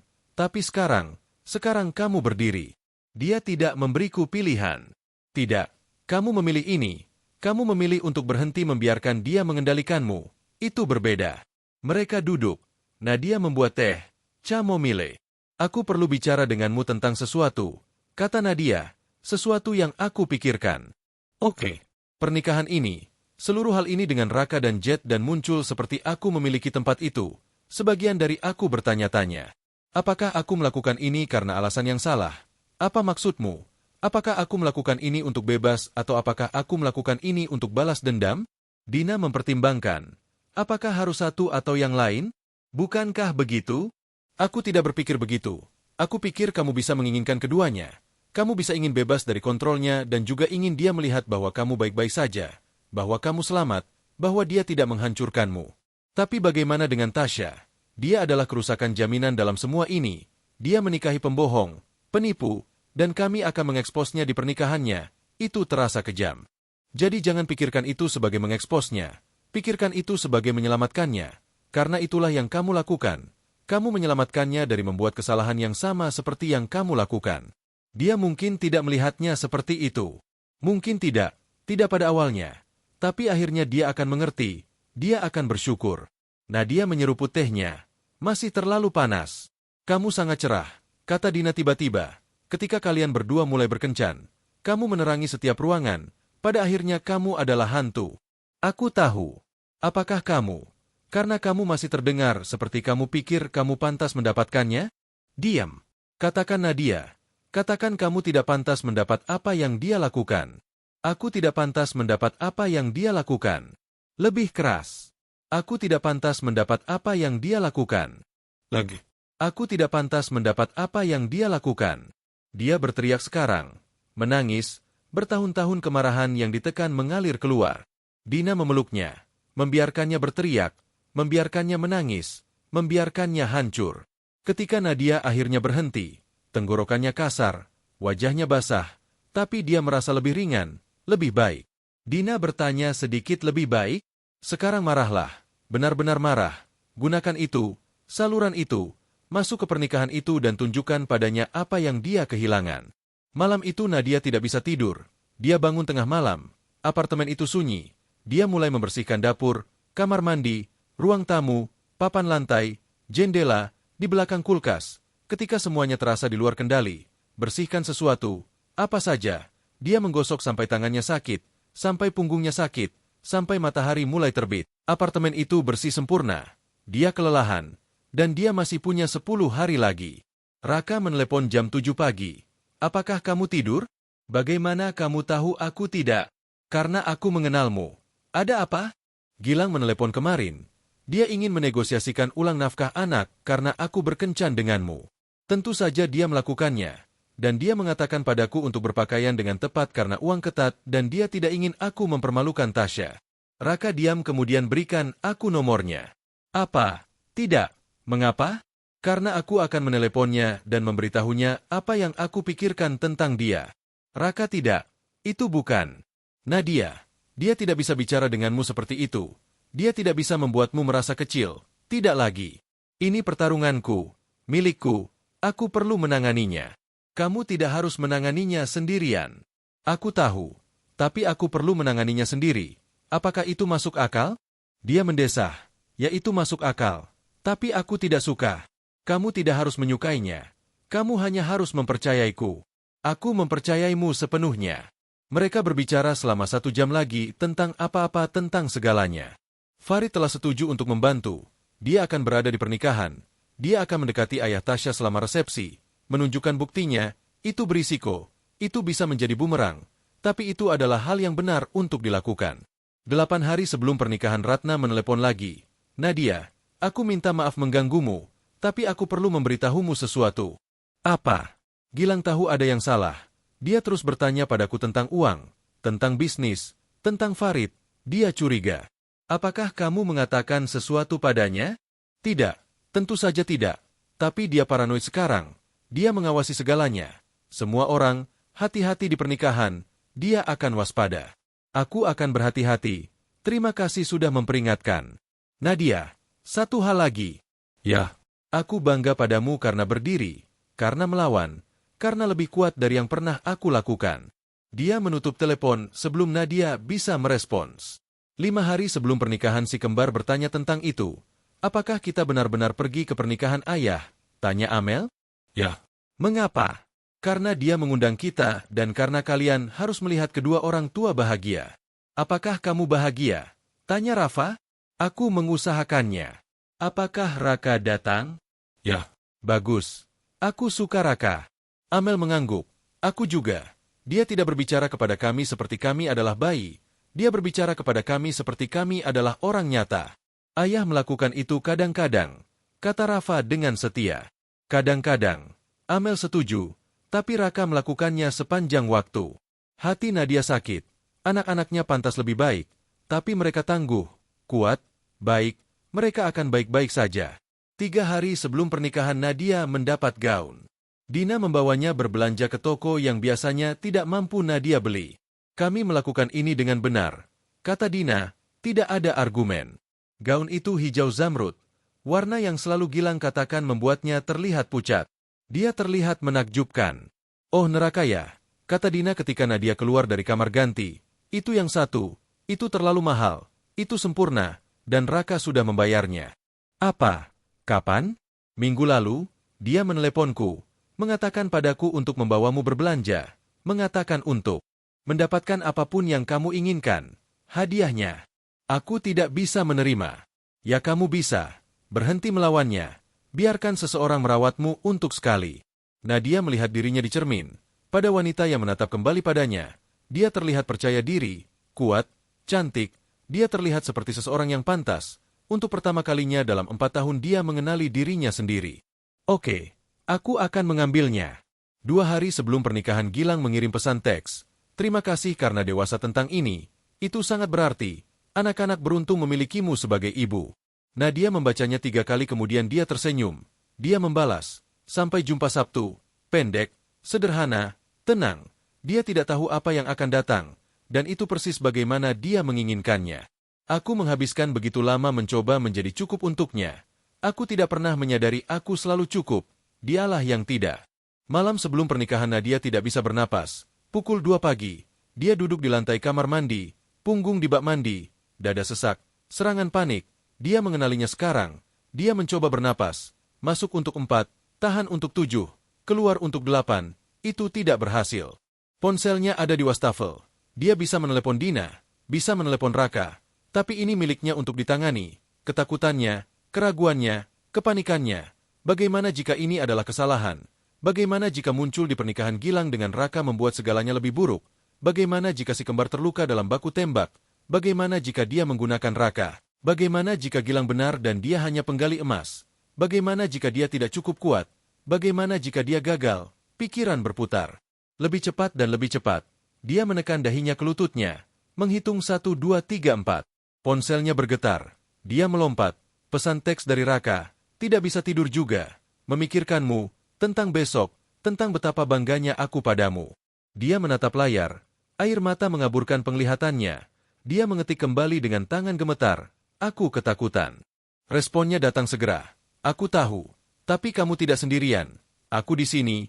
Dina di sini. Anak-anak di sini, kamu dikelilingi oleh orang-orang yang mencintaimu. Bagaimana jika aku tidak siap? Kamu siap. Kamu sudah siap selama bertahun-tahun.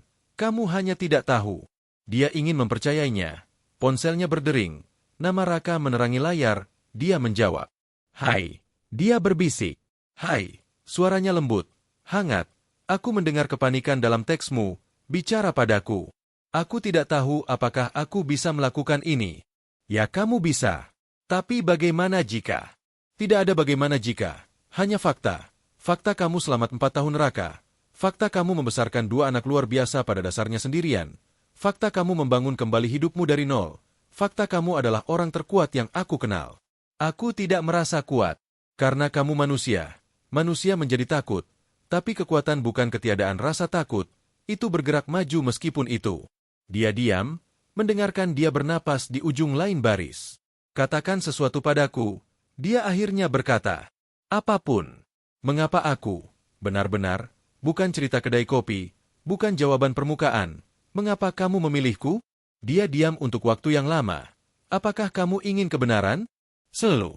Karena pertama kali aku melihatmu, kamu kelelahan, bingung, jelas kewalahan. Dan ketika barista membuat lelucon kamu tertawa, tawa yang nyata, terlepas dari segalanya, dan aku pikir itulah yang ingin aku tahu. Orang yang bisa menemukan tawa bahkan ketika semuanya sulit, orang yang terus berjalan, orang yang bertahan. Dia menutup matanya, lebih banyak air mata datang. Aku berantakan Raka. Kamu manusia, ada perbedaannya. Bagaimana jika besok adalah bencana? Maka itu adalah bencana, tapi kamu akan bertahan, seperti kamu telah bertahan segalanya. Bagaimana kamu memiliki begitu banyak iman padaku? Karena aku melihatmu, benar-benar melihatmu. Bukan versi Gilang mencoba menciptakan. Bukan versi yang kamu pikir kamu harus. Hanya kamu, dan kamu luar biasa. Dia tertawa lemah. Itu kata yang kuat. Itu kata yang tepat. Mereka berbicara sampai langit mulai terang. Sampai kepanikannya memudar. Sampai napasnya merata. Terima kasih, katanya akhirnya. Untuk apa? Karena tidak membiarkanku berputar sendirian. Selalu, sekarang pergi coba tidur. Hari yang besar besok. Hari yang besar besok. Dia menutup telepon, naik kembali ke tempat tidur, menatap langit-langit, tidur tidak datang, tapi kepanikan hilang. Pada pukul 6 pagi dia bangun, membuat kopi, duduk di meja dapurnya. Undangan itu masih di kulkas mengejeknya. Dia menurunkannya, melihatnya satu terakhir kali, tidak ada dendam. Dia tertawa, benar-benar tertawa. Gilang tidak tahu perasaan apa yang dia miliki. Tidak ada karena dia tidak pernah repot-repot bertanya. Dina tiba pukul 8 membawa kopi dan kue dan tas semalam. Oke, katanya, kami melakukan ini, gelam penuh, rambut, riasan, kuku, semuanya. Dina, itu terlalu banyak. Tidak ada yang terlalu banyak untuk hari ini. Hari ini kamu menunjukkan padanya apa yang dia kehilangan. Hari ini kamu masuk seperti ratu. Aku merasa lebih seperti pelawak pengadilan. Maka palsukan sampai kamu membuatnya. Pada saat kami selesai kamu akan percaya. Mereka menghabiskan pagi mengubah. Rambut ditata, riasan sempurna, kuku dicat merah tua. Ketika Dina selesai Nadia melihat ke cermin. Dia hampir tidak mengenali dirinya sendiri. Dia terlihat kuat, percaya diri, cantik. Ya ampun, Dina menghembuskan napas. Kamu terlihat luar biasa. Aku terlihat seperti orang lain. Kamu terlihat seperti dirimu sendiri. Dirimu sendiri yang kamu lupa ada. Si kembar pulang dari menginap mereka dengan anak-anak Dina. Mereka berhenti di ambang pintu. Ibu, kata Amel, kamu terlihat seperti putri. Kamu terlihat cantik. Rafa setuju dengan malu-malu. Terima kasih sayang. Sekarang pergi bersiap-siap. Kita punya pernikahan untuk dihadiri. Mereka berlarian ke kamar mereka. Dina membantu Nadia ke dalam gaun zamrud. Menarik resletingnya. Nadia berbalik, melihat dirinya sendiri. Wanita di cermin tidak dapat dikenali dan sepenuhnya akrab sekaligus. Kamu siap? Tanya Dina. Tidak. Tapi aku melakukannya. Itu gadisku. Raka tiba pukul 1. Dalam setelan jas terlihat seperti dia milik sampul majalah. Dia berhenti ketika dia melihat Nadia. Hanya menatap. Apa? Dia bertanya gugup. Apakah itu terlalu banyak? Kamu menakjubkan. Benar-benar menakjubkan. Si kembar keluar. Amel dalam gaun biru pucat. Rafa dalam setelan jas kecil. Raka berlutut. Kalian berdua terlihat luar biasa. Kamu terlihat bagus juga, kata Amel. Terima kasih Raka, tambah Rafa. Mereka menumpuk ke dalam mobil SUV, menuju ke bandara pribadi. Si kembar tidak pernah ke bandara seperti ini. Kecil, eksklusif, di mana orang kaya menyimpan pesawat mereka. Wah, Rafa bernapas. Pesawat nyata, Amel memekik. Pilot Raka bertemu mereka. Ramah, profesional. Jet itu lebih kecil dari yang Nadia harapkan. Tapi mewah, kursi kulit, kayu dipoles. Si kembar menjelajahi setiap inci, menekan setiap tombol, mengajukan sejuta pertanyaan. Nadia duduk di dekat jendela, melihat tanah jatuh saat mereka lepas landas. Kamu baik-baik saja? Tanya Raka pelan. Tanya aku setelah. Adil. Selama penerbangan Dina membuat mereka semua tertawa dengan cerita, menjaga suasana hati ringan. Tapi perut Nadia dalam simpul. Dalam 2 jam dia akan masuk ke pernikahan Gilang. Dalam 2 jam semuanya akan berubah. Farid mengirim pesan kepada Raka. Dikonfirmasi dia ada di tempat. Memiliki bukti siap. Akan mendekati ayah Tasya selama resepsi. Semuanya siap. Tidak ada jalan kembali sekarang. Jet mendarat. Mobil SUV menunggu. Hitam. Ramping. Mahal. Si kembar riang. Ini adalah hal paling keren yang pernah. Kata Amel. Tunggu sampai ayah melihat kami, tambah Rafa. Hati Nadia menjepit. Ini bukan tentang balas dendam. Tidak benar-benar. Ini tentang kebenaran, tentang keadilan, tentang melindungi Tasya dari nasib yang sama. Aku bisa membencinya. Aku melakukannya selama bertahun-tahun. Tapi dia hanya wanita lain yang dia gunakan. Pola tidak berakhir sampai seseorang memecahkannya. Mereka berkendara ke tempat di luar kota. Halaman rumput berguling, tenda putih, bunga di mana-mana. Jenis pernikahan yang selalu Gilang katakan mereka tidak mampu. Ini dia, kata Dina. Ini dia. Nadia bergema. Mobil SUV berhenti di pintu masuk. Tamu lain tiba dengan mobil biasa. Mereka semua berbalik, menatap, pintu terbuka. Raka melangkah keluar pertama, kemudian dia membantu Nadia. Dia berdiri, gaun zamrud menangkap cahaya sore, rambut sempurna, kepala tinggi. Dina mengikuti, kemudian si kembar. Amel melambaikan tangan pada seseorang yang dia kenali. Rafa berdiri dekat dengan Nadia. Bisikan menyebar seperti api liar. Apakah itu Nadia? Siapa pria dengan dia? Apakah itu Raka? Raka itu? Apakah dia baru saja tiba dengan jet pribadi? Nadia berjalan maju, satu kaki di depan yang lain, tangan Raka ringan di punggungnya, menstabilkannya. Perencana pernikahan bergegas, bingung panik. Maaf, sepertinya ada kebingungan. Apakah Anda di daftar tamu? Nadia tersenyum. Keren, tenang. Nadia +4. Perencana memeriksa tabletnya, memeriksa ulang. Gilang hanya mencantumkan Nadia. Bukan tamu, bukan anak-anak. Tidak ada ruang di meja yang ditugaskan. Aku tidak yakin di mana. Raka berbicara untuk pertama kalinya. Suaranya tenang tapi membawa otoritas. Aku yakin kita bisa menyelesaikannya. Mata perencana melebar. Dia mengenalinya. Tentu saja dia melakukannya. Ya tentu saja. Biarkan aku saja. Aku akan mencari tahu. Silakan dengan cara ini. Mereka mengikutinya ke dalam kekacauan. Area resepsi menakjubkan. Bunga putih di mana-mana. Lampu gantung kristal menggantung dari langit-langit tenda. Meja diatur dengan porselen bertepi emas. Semuanya sempurna, mahal, persis apa yang selalu Gilang inginkan. Tamu berbalik untuk menatap saat mereka masuk. Bisikan tumbuh lebih keras. Ratna melihat mereka dari seberang halaman. Dia menjadi pucat kemudian dia tersenyum.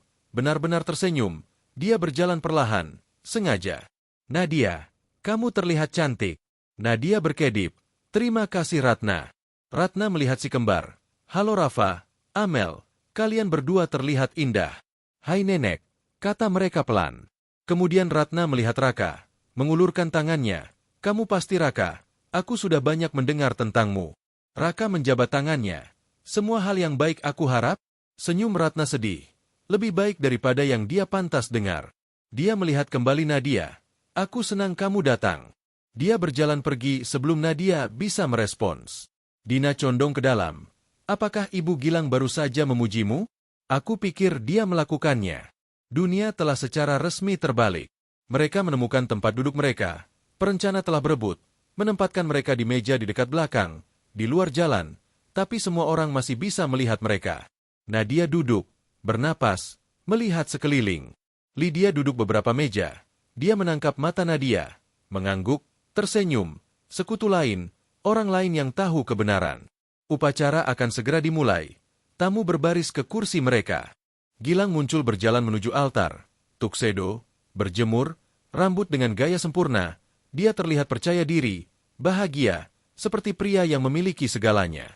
Dia melirik ke belakang, melihat mereka. Wajahnya melalui beberapa emosi berturut-turut, syok, kebingungan, kemarahan, perhitungan. Matanya terkunci pada Raka, pengakuan Fajar. Nadia menontonnya memproses itu. Menontonnya menyadari.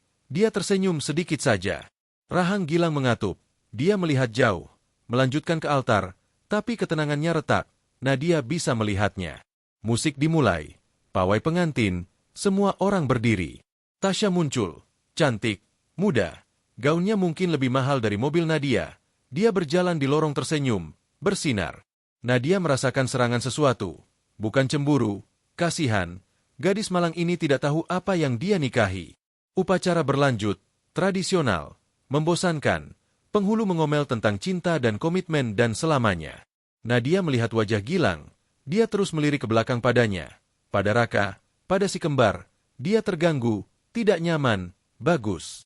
Sumpah ditukar. Suara Gilang gemetar sedikit. Dia tersandung kata-kata. Apakah kamu Gilang mengambil wanita ini? Aku lakukan.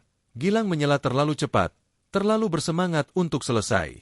Tasya menatapnya khawatir. Penghulu melanjutkan. Apakah kamu Tasya mengambil pria ini? Aku lakukan. Kata Tasya lembut. Saya sekarang menyatakan Anda suami dan istri. Anda boleh mencium pengantin. Mereka berciuman sebentar. Canggung. Tamu bertepuk tangan. Nadia bertepuk tangan sopan. Si kembar gelisah di sampingnya. Hampir selesai. Dia berbisik kepada mereka. Bisakah kita pulang segera? Tanya Rafa. Segera sayang. Segera. Upacara berakhir. Tamu pindah ke area resepsi. Jam koktail, musik, tawa, sampanye mengalir. Nadia berdiri dengan Raka. Dina melayang di dekatnya. Si kembar mendapat sari buah berkilauan dan kue. Orang-orang mendekati, ingin tahu, berani. Nadia, apakah itu kamu? Ya Tuhan, kamu terlihat luar biasa. Terima kasih. Dan siapa pria tampan ini? Ini Raka. Raka ini adalah, maaf aku tidak ingat namamu. Santi. Kami bertemu di pesta Natal 5 tahun yang lalu kan? Santi. Mata Santi lapar. Mengambil setiap detail, gaun, perhiasan, kekayaan Raka yang jelas. Jadi bagaimana kalian berdua saling mengenal? Raka menjawab dengan lancar. Kami bertemu di kedai kopi. Dia menumpahkan kopi di laptopku. Santi tertawa terlalu keras. Betapa menawannya. Itu adalah, Raka setuju, hari terbaik dalam hidupku. Dia mengatakannya seperti dia berarti itu, karena dia melakukannya. Santi membuat alasan, bergegas pergi, mungkin untuk memberitahu semua orang apa yang dia pelajari. Itu terjadi 6 kali lagi. Orang yang berbeda, pertanyaan yang sama, mata lapar yang sama. Nadia menanganinya, tersenyum, mengobrol kecil, memainkan peran, tapi di dalam dia menghitung menit. Gilang mendekati selama jam koktail. Sendirian, Tasya mengambil foto dengan keluarganya. Nadia, kamu datang. Matanya melirik Raka. Ke anak-anak, aku tidak tahu kamu membawa tamu. Kamu bilang anak-anak harus melihat kedua orang tua bergerak maju. Ini adalah masa depan mereka. Aku ingin mereka melihatnya. Rahang Gilang mengatup. Dan siapa ini? Raka mengulurkan tangannya. Raka, senang bertemu denganmu. Gilang mengenali namanya. Semua orang melakukannya. Wajahnya melalui beberapa emosi. Berapa lama? Dia mulai? 18 bulan. Kata Nadia dengan tenang. Anak-anak bertemu dengannya minggu lalu. Gilang terlihat seperti dia ditampar. Aku mengerti. Suaranya sesak. Dan kamu pikir membawanya ke pernikahanku itu pantas? Kamu mengundangku. Kamu bilang tidak ada dendam. Aku mengambil kata-katamu. Gilang membuka mulutnya. Menutupnya. Membukanya lagi. Kita perlu bicara tentang pengaturan hak asuh, tentang nafkah anak, tentang... Bukan di sini, kata Nadia dengan tegas. Bukan hari ini adalah hari pernikahanmu, nikmati. Dia berjalan pergi, meninggalkannya berdiri di sana. Raka mengikuti, si kembar mengikuti di belakang. Itu luar biasa. Dina berbisik, kamu baru saja menutupnya. Aku gemetar. Nadia mengakui. Kamu tidak menunjukkannya. Itu yang penting. Mereka menemukan meja mereka. Duduk, menunggu makan malam disajikan. Farid mendekati pertengahan 40-an. Mata baik, perilaku gugup. Ibu Nadia, senang bertemu denganmu. Farid, terima kasih sudah datang. Dia menjabat tangan Raka. Pak Raka, terima kasih atas segalanya. Hanya Raka, dan terima kasih atas keberanianmu. Apa yang kamu lakukan tidak mudah. Farid melihat sekeliling. Memastikan tidak ada yang mendengarkan. Ayah Tasya ada di sini. Ridwan, aku akan mendekatinya setelah makan malam. Menunjukkan segalanya padanya. Biarkan dia membuat keputusannya sendiri. Hati-hati, kata Nadia. Gilang curiga. Ratna memperingatkanku. Aku akan, tapi ini perlu terjadi.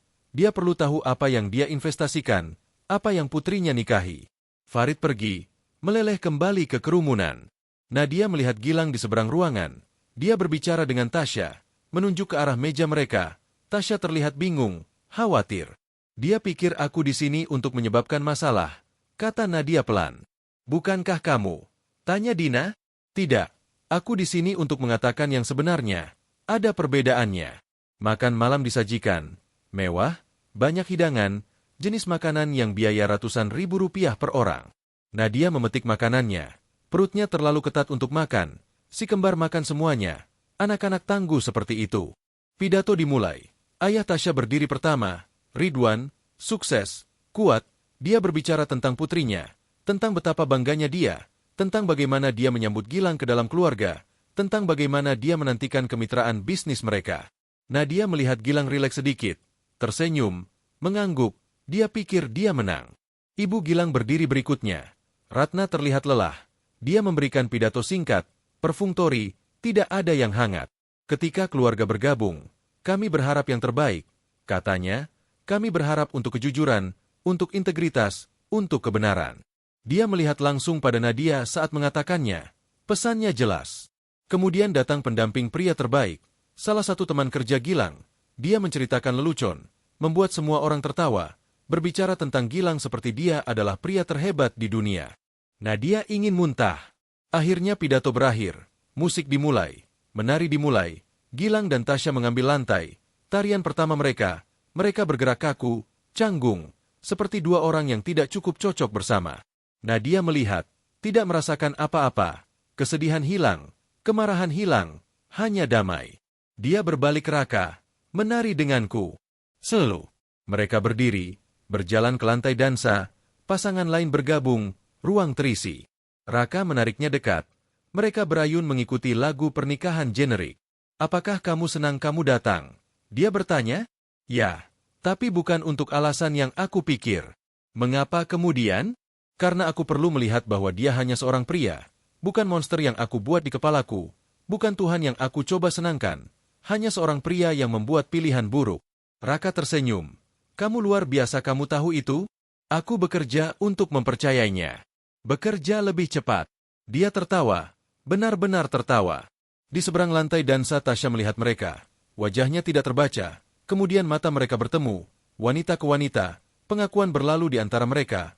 Mereka berdua tahu apa Gilang itu, tapi hanya salah satu dari mereka yang masih bisa melarikan diri. Nadia melihat menjauh pertama. Farid membuat gerakannya 20 menit kemudian.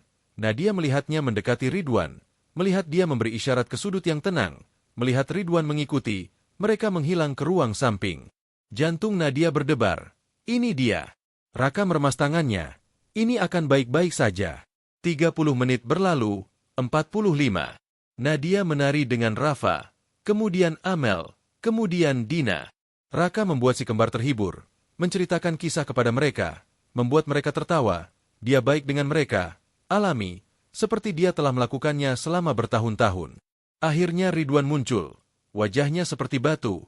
Dia pergi langsung ke Tasya, menariknya ke samping. Gilang melihat bingung kemudian khawatir. Mereka berbicara, Ridwan menunjukkan Tasya sesuatu di ponselnya, wajahnya menjadi pucat. Nadia tidak bisa mendengar apa yang mereka katakan, tapi dia bisa melihat kehancuran. Tasya melihat Gilang kemudian ayahnya kemudian kembali Gilang. Dia menggelengkan kepalanya, mengatakan sesuatu yang tajam, berbalik. Gilang mencoba mengikuti. Ridwan menghalanginya. Dua pria berbicara, bahasa tubuh Ridwan kaku, marah, wajah Gilang berubah dari bingung menjadi panik. 10 menit kemudian Ridwan membuat pengumuman. Permisi semuanya, maaf mengganggu, tapi ada keadaan darurat keluarga. Kami harus pergi, resepsi akan berlanjut, tapi pengantin dan keluarganya harus pergi. Terengah, Gumaman bingung. Tasya melewati Gilang tanpa menatapnya. Wajahnya kosong, syok, pengkhianatan, kehancuran. Gilang mencoba mengikuti. Ridwan menghalanginya lagi. Berbisik sesuatu, Gilang menjadi putih. Keluarga Ridwan pergi secara massal. Cepat, resepsi berlanjut. Tapi energinya hilang. Canggung. Tamu bingung berbisik, berspekulasi. Apa yang terjadi? Apakah mereka bertengkar? Apakah pernikahan sudah berakhir? Gilang berdiri sendirian di tengah resepsinya, dikelilingi oleh orang-orang dan benar-benar terisolasi. Ratna pergi kepadanya. Dia menepisnya. Nadia mengumpulkan si kembar. Saatnya pergi. Mereka sudah sempurna. Siap pulang? Dina mengambil barang-barang mereka. Saat mereka berjalan menuju pintu keluar, Gilang mencegat mereka. Apa yang kamu lakukan? Dia mendesis. Nadia berhenti, menatapnya, benar-benar menatapnya. Aku mengatakan yang sebenarnya, itu saja. Kamu merusak pernikahanku. Kamu, tidak, kamu merusak pernikahanmu. Kamu telah berbohong kepada semua orang, kepadaku, kepada Tasya, kepada dirimu sendiri. Aku hanya berhenti menutupimu. Dia melihat Raka. Kamu pikir dia lebih baik dariku? Raka berbicara dengan tenang. Aku pikir dia pantas mendapat seseorang yang melihat nilainya. Apakah itu aku atau siapapun? Wajah Gilang runtuh. Aku membuat kesalahan denganmu. Aku melihat itu sekarang. Nadia merasakan sesuatu bergeser. Transformasi lapisan 7 selesai. Aku tahu. Tapi itu bebanmu untuk dibawa. Bukan milikku, tidak lagi. Tapi Nadia. Kami selesai Gilang. Kami sudah selesai selama 4 tahun. Aku hanya akhirnya menerimanya. Dia berjalan pergi. Raka dan si kembar di sampingnya. Dina mengikuti. Mereka tidak melihat ke belakang. Si kembar mengobrol sepanjang jalan ke bandara tentang pesawat, tentang kue yang mereka makan, tentang betapa cantiknya Tasya terlihat sebelum dia pergi menangis. Anak-anak melihat segalanya. Nadia diam, memproses. Kamu baik-baik saja? Tanya Raka lembut. Aku baik-baik saja. Aku benar-benar baik-baik saja. Di pesawat Amel tertidur di bahu Raka. Rafa memegang tangan Nadia. Ibu, kata Rafa pelan. Ya sayang, apakah kita melakukan sesuatu yang buruk untuk ayah? Tidak. Kami mengatakan yang sebenarnya. Kadang-kadang kebenaran menyakitkan, tapi itu masih lebih baik daripada kebohongan. Apakah ayah akan marah kepada kami? Mungkin untuk sementara waktu, tapi itu bukan salahmu, itu pilihannya. Rafa mengangguk, tampak puas. Aku mencintaimu ibu. Aku juga mencintaimu Rafa. Kembali di rumah Nadia menidurkan si kembar. Mereka tertidur segera, kelelahan. Dina memberinya pelukan panjang. Aku sangat bangga padamu. Dia berbisik. Terima kasih untuk segalanya. Karena ada di sana. Selalu, sekarang istirahat. Kamu mendapatkannya. Dina pergi. Raka tinggal. Mereka duduk di sofa di apartemen kecilnya, dalam ketenangan. Bagaimana perasaanmu? Dia bertanya. Lelah, lega, bebas. Bebas itu bagus.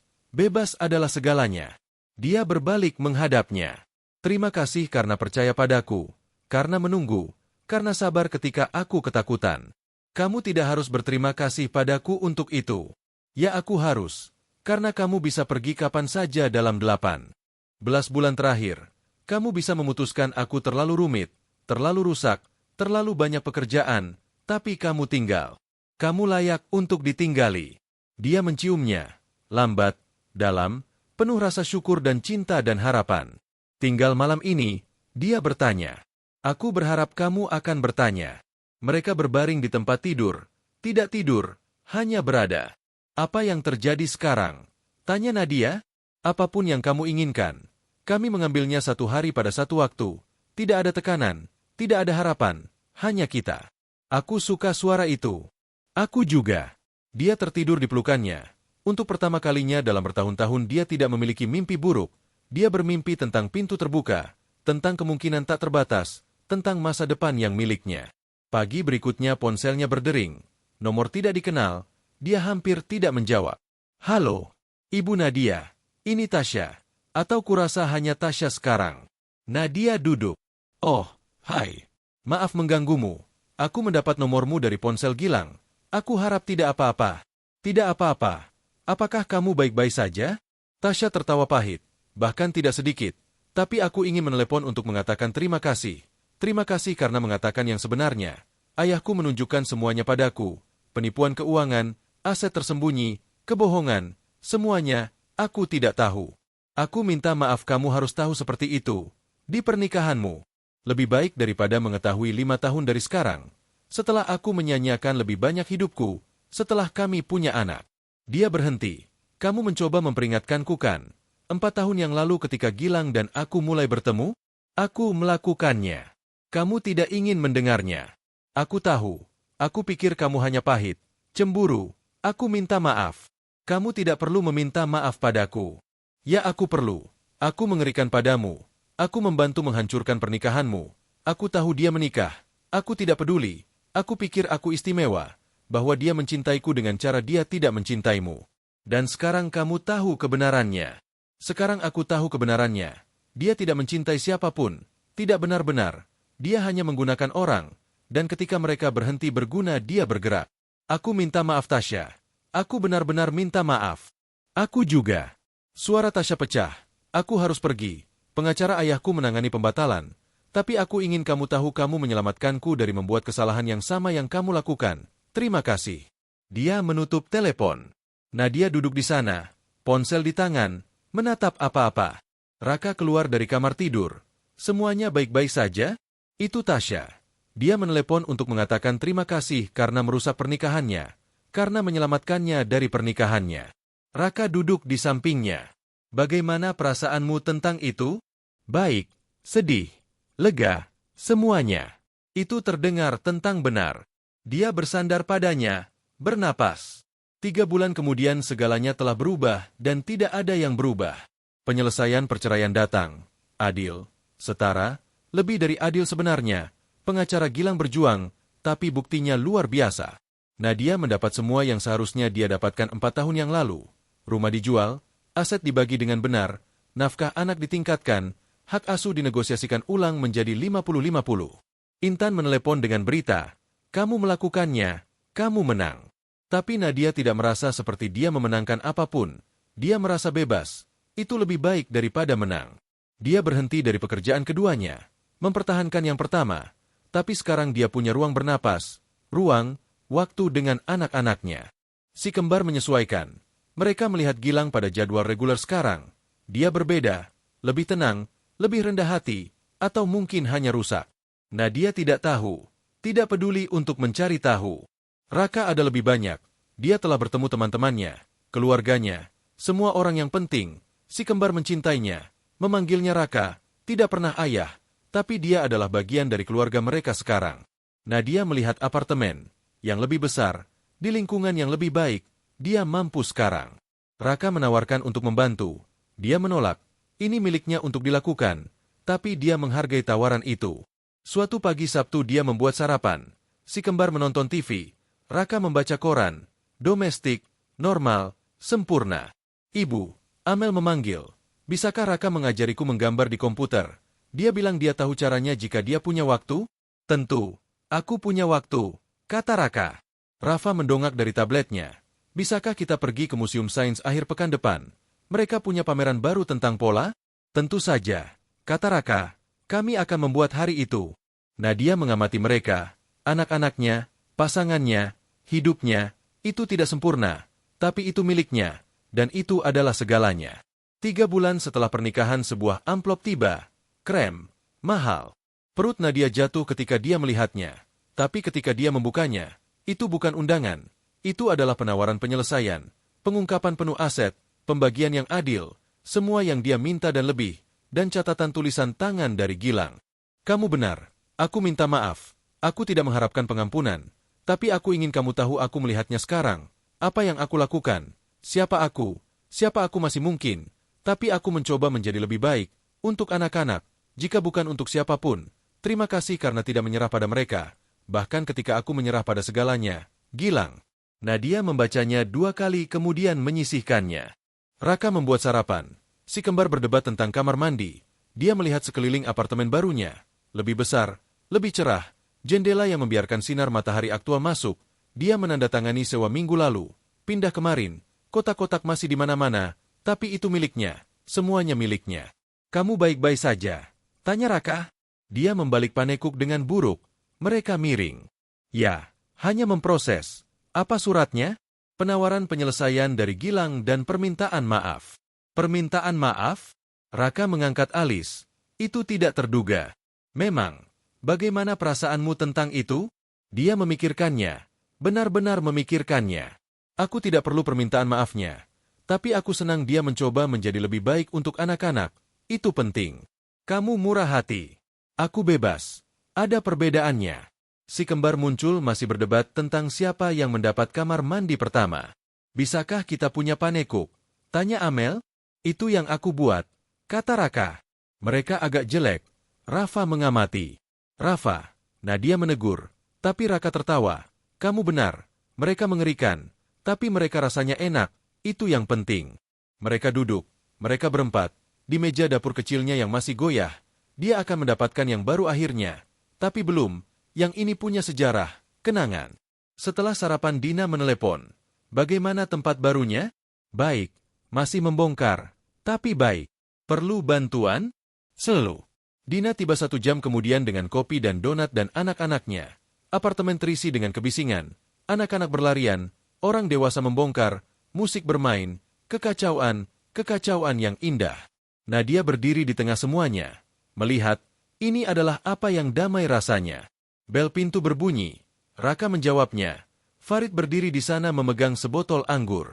"Aku harap ini tidak apa-apa. Aku ingin mampir. Selamat atas tempat baru." "Masuk," kata Nadia. "Kamu selalu diterima." Farid masuk, melihat sekeliling, tersenyum. "Kamu melakukannya. Kamu benar-benar melakukannya." "Kami melakukannya. Kamu adalah bagian dari ini juga." "Aku hanya memberikan bukti. Kamu melakukan bagian yang sulit. Kamu selamat." Mereka berbicara untuk sementara waktu tentang bisnis Gilang. tentang kejatuhan, tentang membangun kembali. Gilang mundur, kata Farid. Dewan memaksanya keluar. Bisnis pulih perlahan, tapi kami akan berhasil. Aku senang, kata Nadia, dan dia sungguh-sungguh. Farid pergi setelah 1 jam, berjanji untuk tetap berhubungan. Ratna menelepon malam itu, singkat, canggung, tapi tulus. Nadia, aku ingin berterima kasih padamu atas apa yang kamu lakukan untuk Gilang. Aku tahu itu tidak tampak seperti itu membantunya, tapi itu membantu. Dia akhirnya menghadapi konsekuensi, akhirnya tumbuh dewasa. Dia anakmu. Kamu tidak harus berterima kasih padaku untuk itu. Ya aku harus. Kamu bisa menghancurkannya, mengirimnya ke penjara. Kamu punya setiap hak, tapi kamu memilih belas kasihan. Itu membutuhkan kekuatan. Nadia tidak tahu harus berkata apa. Aku harap kamu bahagia Nadia. Lanjut Ratna. Kamu pantas untuk bahagia. Aku mengusahakannya. Bagus. Itu bagus. Ratna menutup telepon. Nadia menatap ponselnya.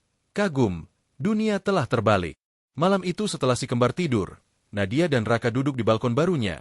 Kecil tapi menghadap taman, pohon, rumput, ruang terbuka. Dia tidak pernah punya balkon sebelumnya. Katakan sesuatu padaku, katanya. Apapun. Apakah kamu pernah menyesalinya? Terlibat denganku, dengan semua kekacauanku? Tidak pernah. Tidak sedetik pun. Bahkan ketika aku mendorongmu menjauh, terutama saat itu. Karena saat itulah kamu membutuhkan seseorang paling banyak. Dia bersandar padanya, menghirup aromanya, sabun dan kopi dan rumah. Aku mencintaimu, katanya. Pertama kali dia mengatakannya dengan keras. Pertama kali dia mengakuinya pada dirinya sendiri. Aku juga mencintaimu. Dia telah mengatakannya sebelumnya, berkali-kali. Tapi mendengarnya sekarang terasa berbeda, nyata, solid, benar. Mereka duduk di sana dalam ketenangan, menonton matahari terbenam. Apa yang kamu inginkan? Dia bertanya. Untuk masa depan? Untuk kita? Jujur, ini, hanya ini. Kamu, anak-anak, damai. Hari-hari normal membosankan di mana tidak ada yang dramatis terjadi. Itu terdengar sempurna. Memang kan? Mereka masuk ke dalam, ke tempat tidur, untuk tidur. Tapi sebelum dia tertidur Nadia memeriksa ponselnya 1 kali lagi. Pesan teks dari Tasya. Hanya ingin kamu tahu aku baik-baik saja. Lebih baik dari baik-baik saja sebenarnya. Aku kembali ke sekolah, sejarah seni, sesuatu yang selalu aku ingin lakukan tapi tidak pernah punya waktu. Terima kasih karena menunjukkan padaku aku bisa memulai lagi, bahwa itu tidak pernah terlambat. Nadia tersenyum, mengetik kembali. Kamu akan melakukan hal-hal luar biasa. Aku percaya padamu. Dia meletakkan ponselnya, menutup matanya, dan menyadari sesuatu. Dia telah menghabiskan 4 tahun menunggu Gilang melihat nilainya.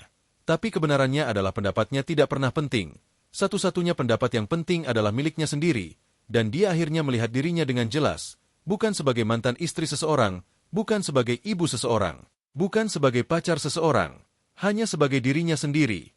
Nadia, 38 tahun, penyintas, pejuang, ibu, pasangan, teman, tidak sempurna, cacat, takut kadang-kadang, tapi cukup, selalu cukup. Dia tertidur tersenyum dan bermimpi tentang jalan terbuka. Epilog, 1 tahun kemudian. Nadia berdiri di dapurnya, bukan yang sempit dari apartemen lamanya. Dapur nyata di rumah nyata. Dia membelinya 6 bulan yang lalu dengan uang penyelesaiannya. Uangnya, diperoleh, pantas, 3 kamar tidur, 2 kamar mandi, halaman belakang di mana si kembar bisa bermain.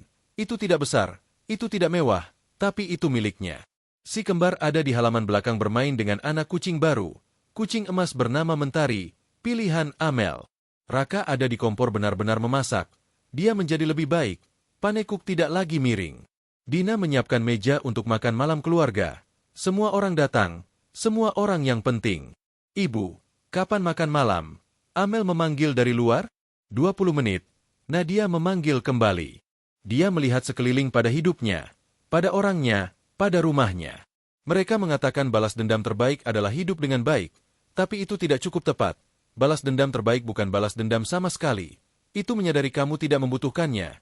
Itu membangun kehidupan begitu penuh, begitu lengkap, begitu benar-benar bahagia bahwa masa lalu tidak bisa menyentuhnya. Itu memahami bahwa orang yang menyakitimu tidak lagi memiliki kekuatan karena kamu mengambilnya kembali. Gilang telah mengirim pesan minggu lalu menanyakan apakah anak-anak bisa datang ke pesta ulang tahunnya. Dia berusia 41, ingin merayakan dengan mereka.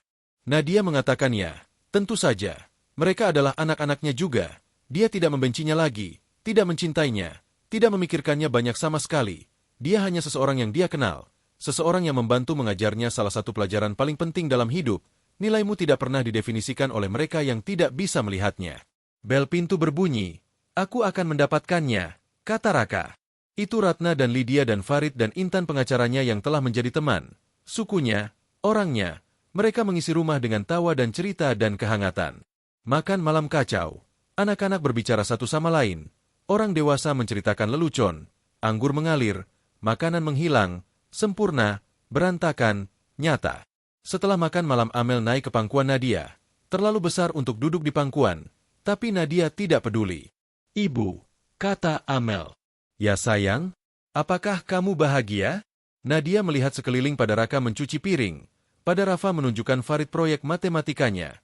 Pada Dina tertawa dengan Intan. Pada rumahnya yang penuh, keras, kacau. Ya sayang, aku benar-benar bahagia.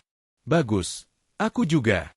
Malam itu setelah semua orang pergi, setelah anak-anak tidur, Nadia menemukan dirinya di kamar mandi, posisi yang sama seperti setahun yang lalu, duduk di lantai, punggung di bak mandi, tapi kali ini dia tidak panik, dia menangis, tapi itu air mata yang baik, air mata penyembuhan. Raka menemukannya di sana, duduk di sampingnya, tidak bertanya, hanya duduk. Aku berhasil, dia akhirnya berkata. Kamu melakukannya. Aku selamat. Kamu melakukan lebih dari selamat. Kamu berkembang. Dia meletakkan kepalanya di bahunya, bernapas. Terima kasih, dia berbisik. Untuk apa? Karena melihatku ketika aku tidak bisa melihat diriku sendiri. Selalu. Mereka duduk di sana di lantai kamar mandi, di rumah mereka yang tidak sempurna, dengan kehidupan mereka yang tidak sempurna, dan Nadia menyadari sesuatu. Ini dia, ini segalanya yang dia cari, bukan balas dendam, bukan pembenaran, bahkan bukan keadilan, hanya damai, hanya cinta, hanya kebebasan, hanya dirinya sendiri, dan itu selalu cukup. Jadi itu ceritaku. Hari aku berhenti menjadi tidak terlihat, hari aku mengambil kembali kekuatanku. Jika cerita ini beresonansi denganmu, jika kamu pernah merasa kecil atau tidak berharga atau dilupakan, aku ingin kamu tahu sesuatu. Kamu tidak sendirian, dan kamu lebih kuat dari yang kamu pikir. Jika kamu menikmati perjalanan ini denganku, tolong tekan tombol suka. Itu membantu lebih banyak orang menemukan cerita ini.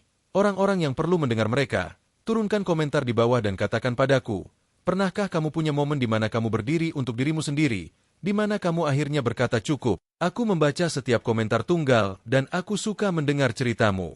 Dan jika kamu ingin lebih banyak cerita tentang kelangsungan hidup, kekuatan, dan kesempatan kedua, berlangganan saluran dan aktifkan notifikasi.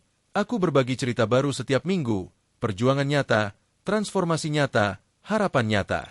Bagikan video ini dengan seseorang yang perlu mendengarnya. Teman itu yang melalui perceraian, saudara perempuan itu yang membangun kembali hidupnya, wanita itu yang lupa dia kuat. Dukunganmu berarti segalanya. Setiap suka, setiap komentar, setiap berbagi membantu membangun komunitas penyintas ini. Terima kasih telah mendengarkan. Terima kasih telah ada di sini. Dan ingat, nilaimu tidak pernah didefinisikan oleh mereka yang tidak bisa melihatnya. Sampai waktu berikutnya, terus berjuang, terus bertahan, terus berkembang. Kamu bisa melakukan ini.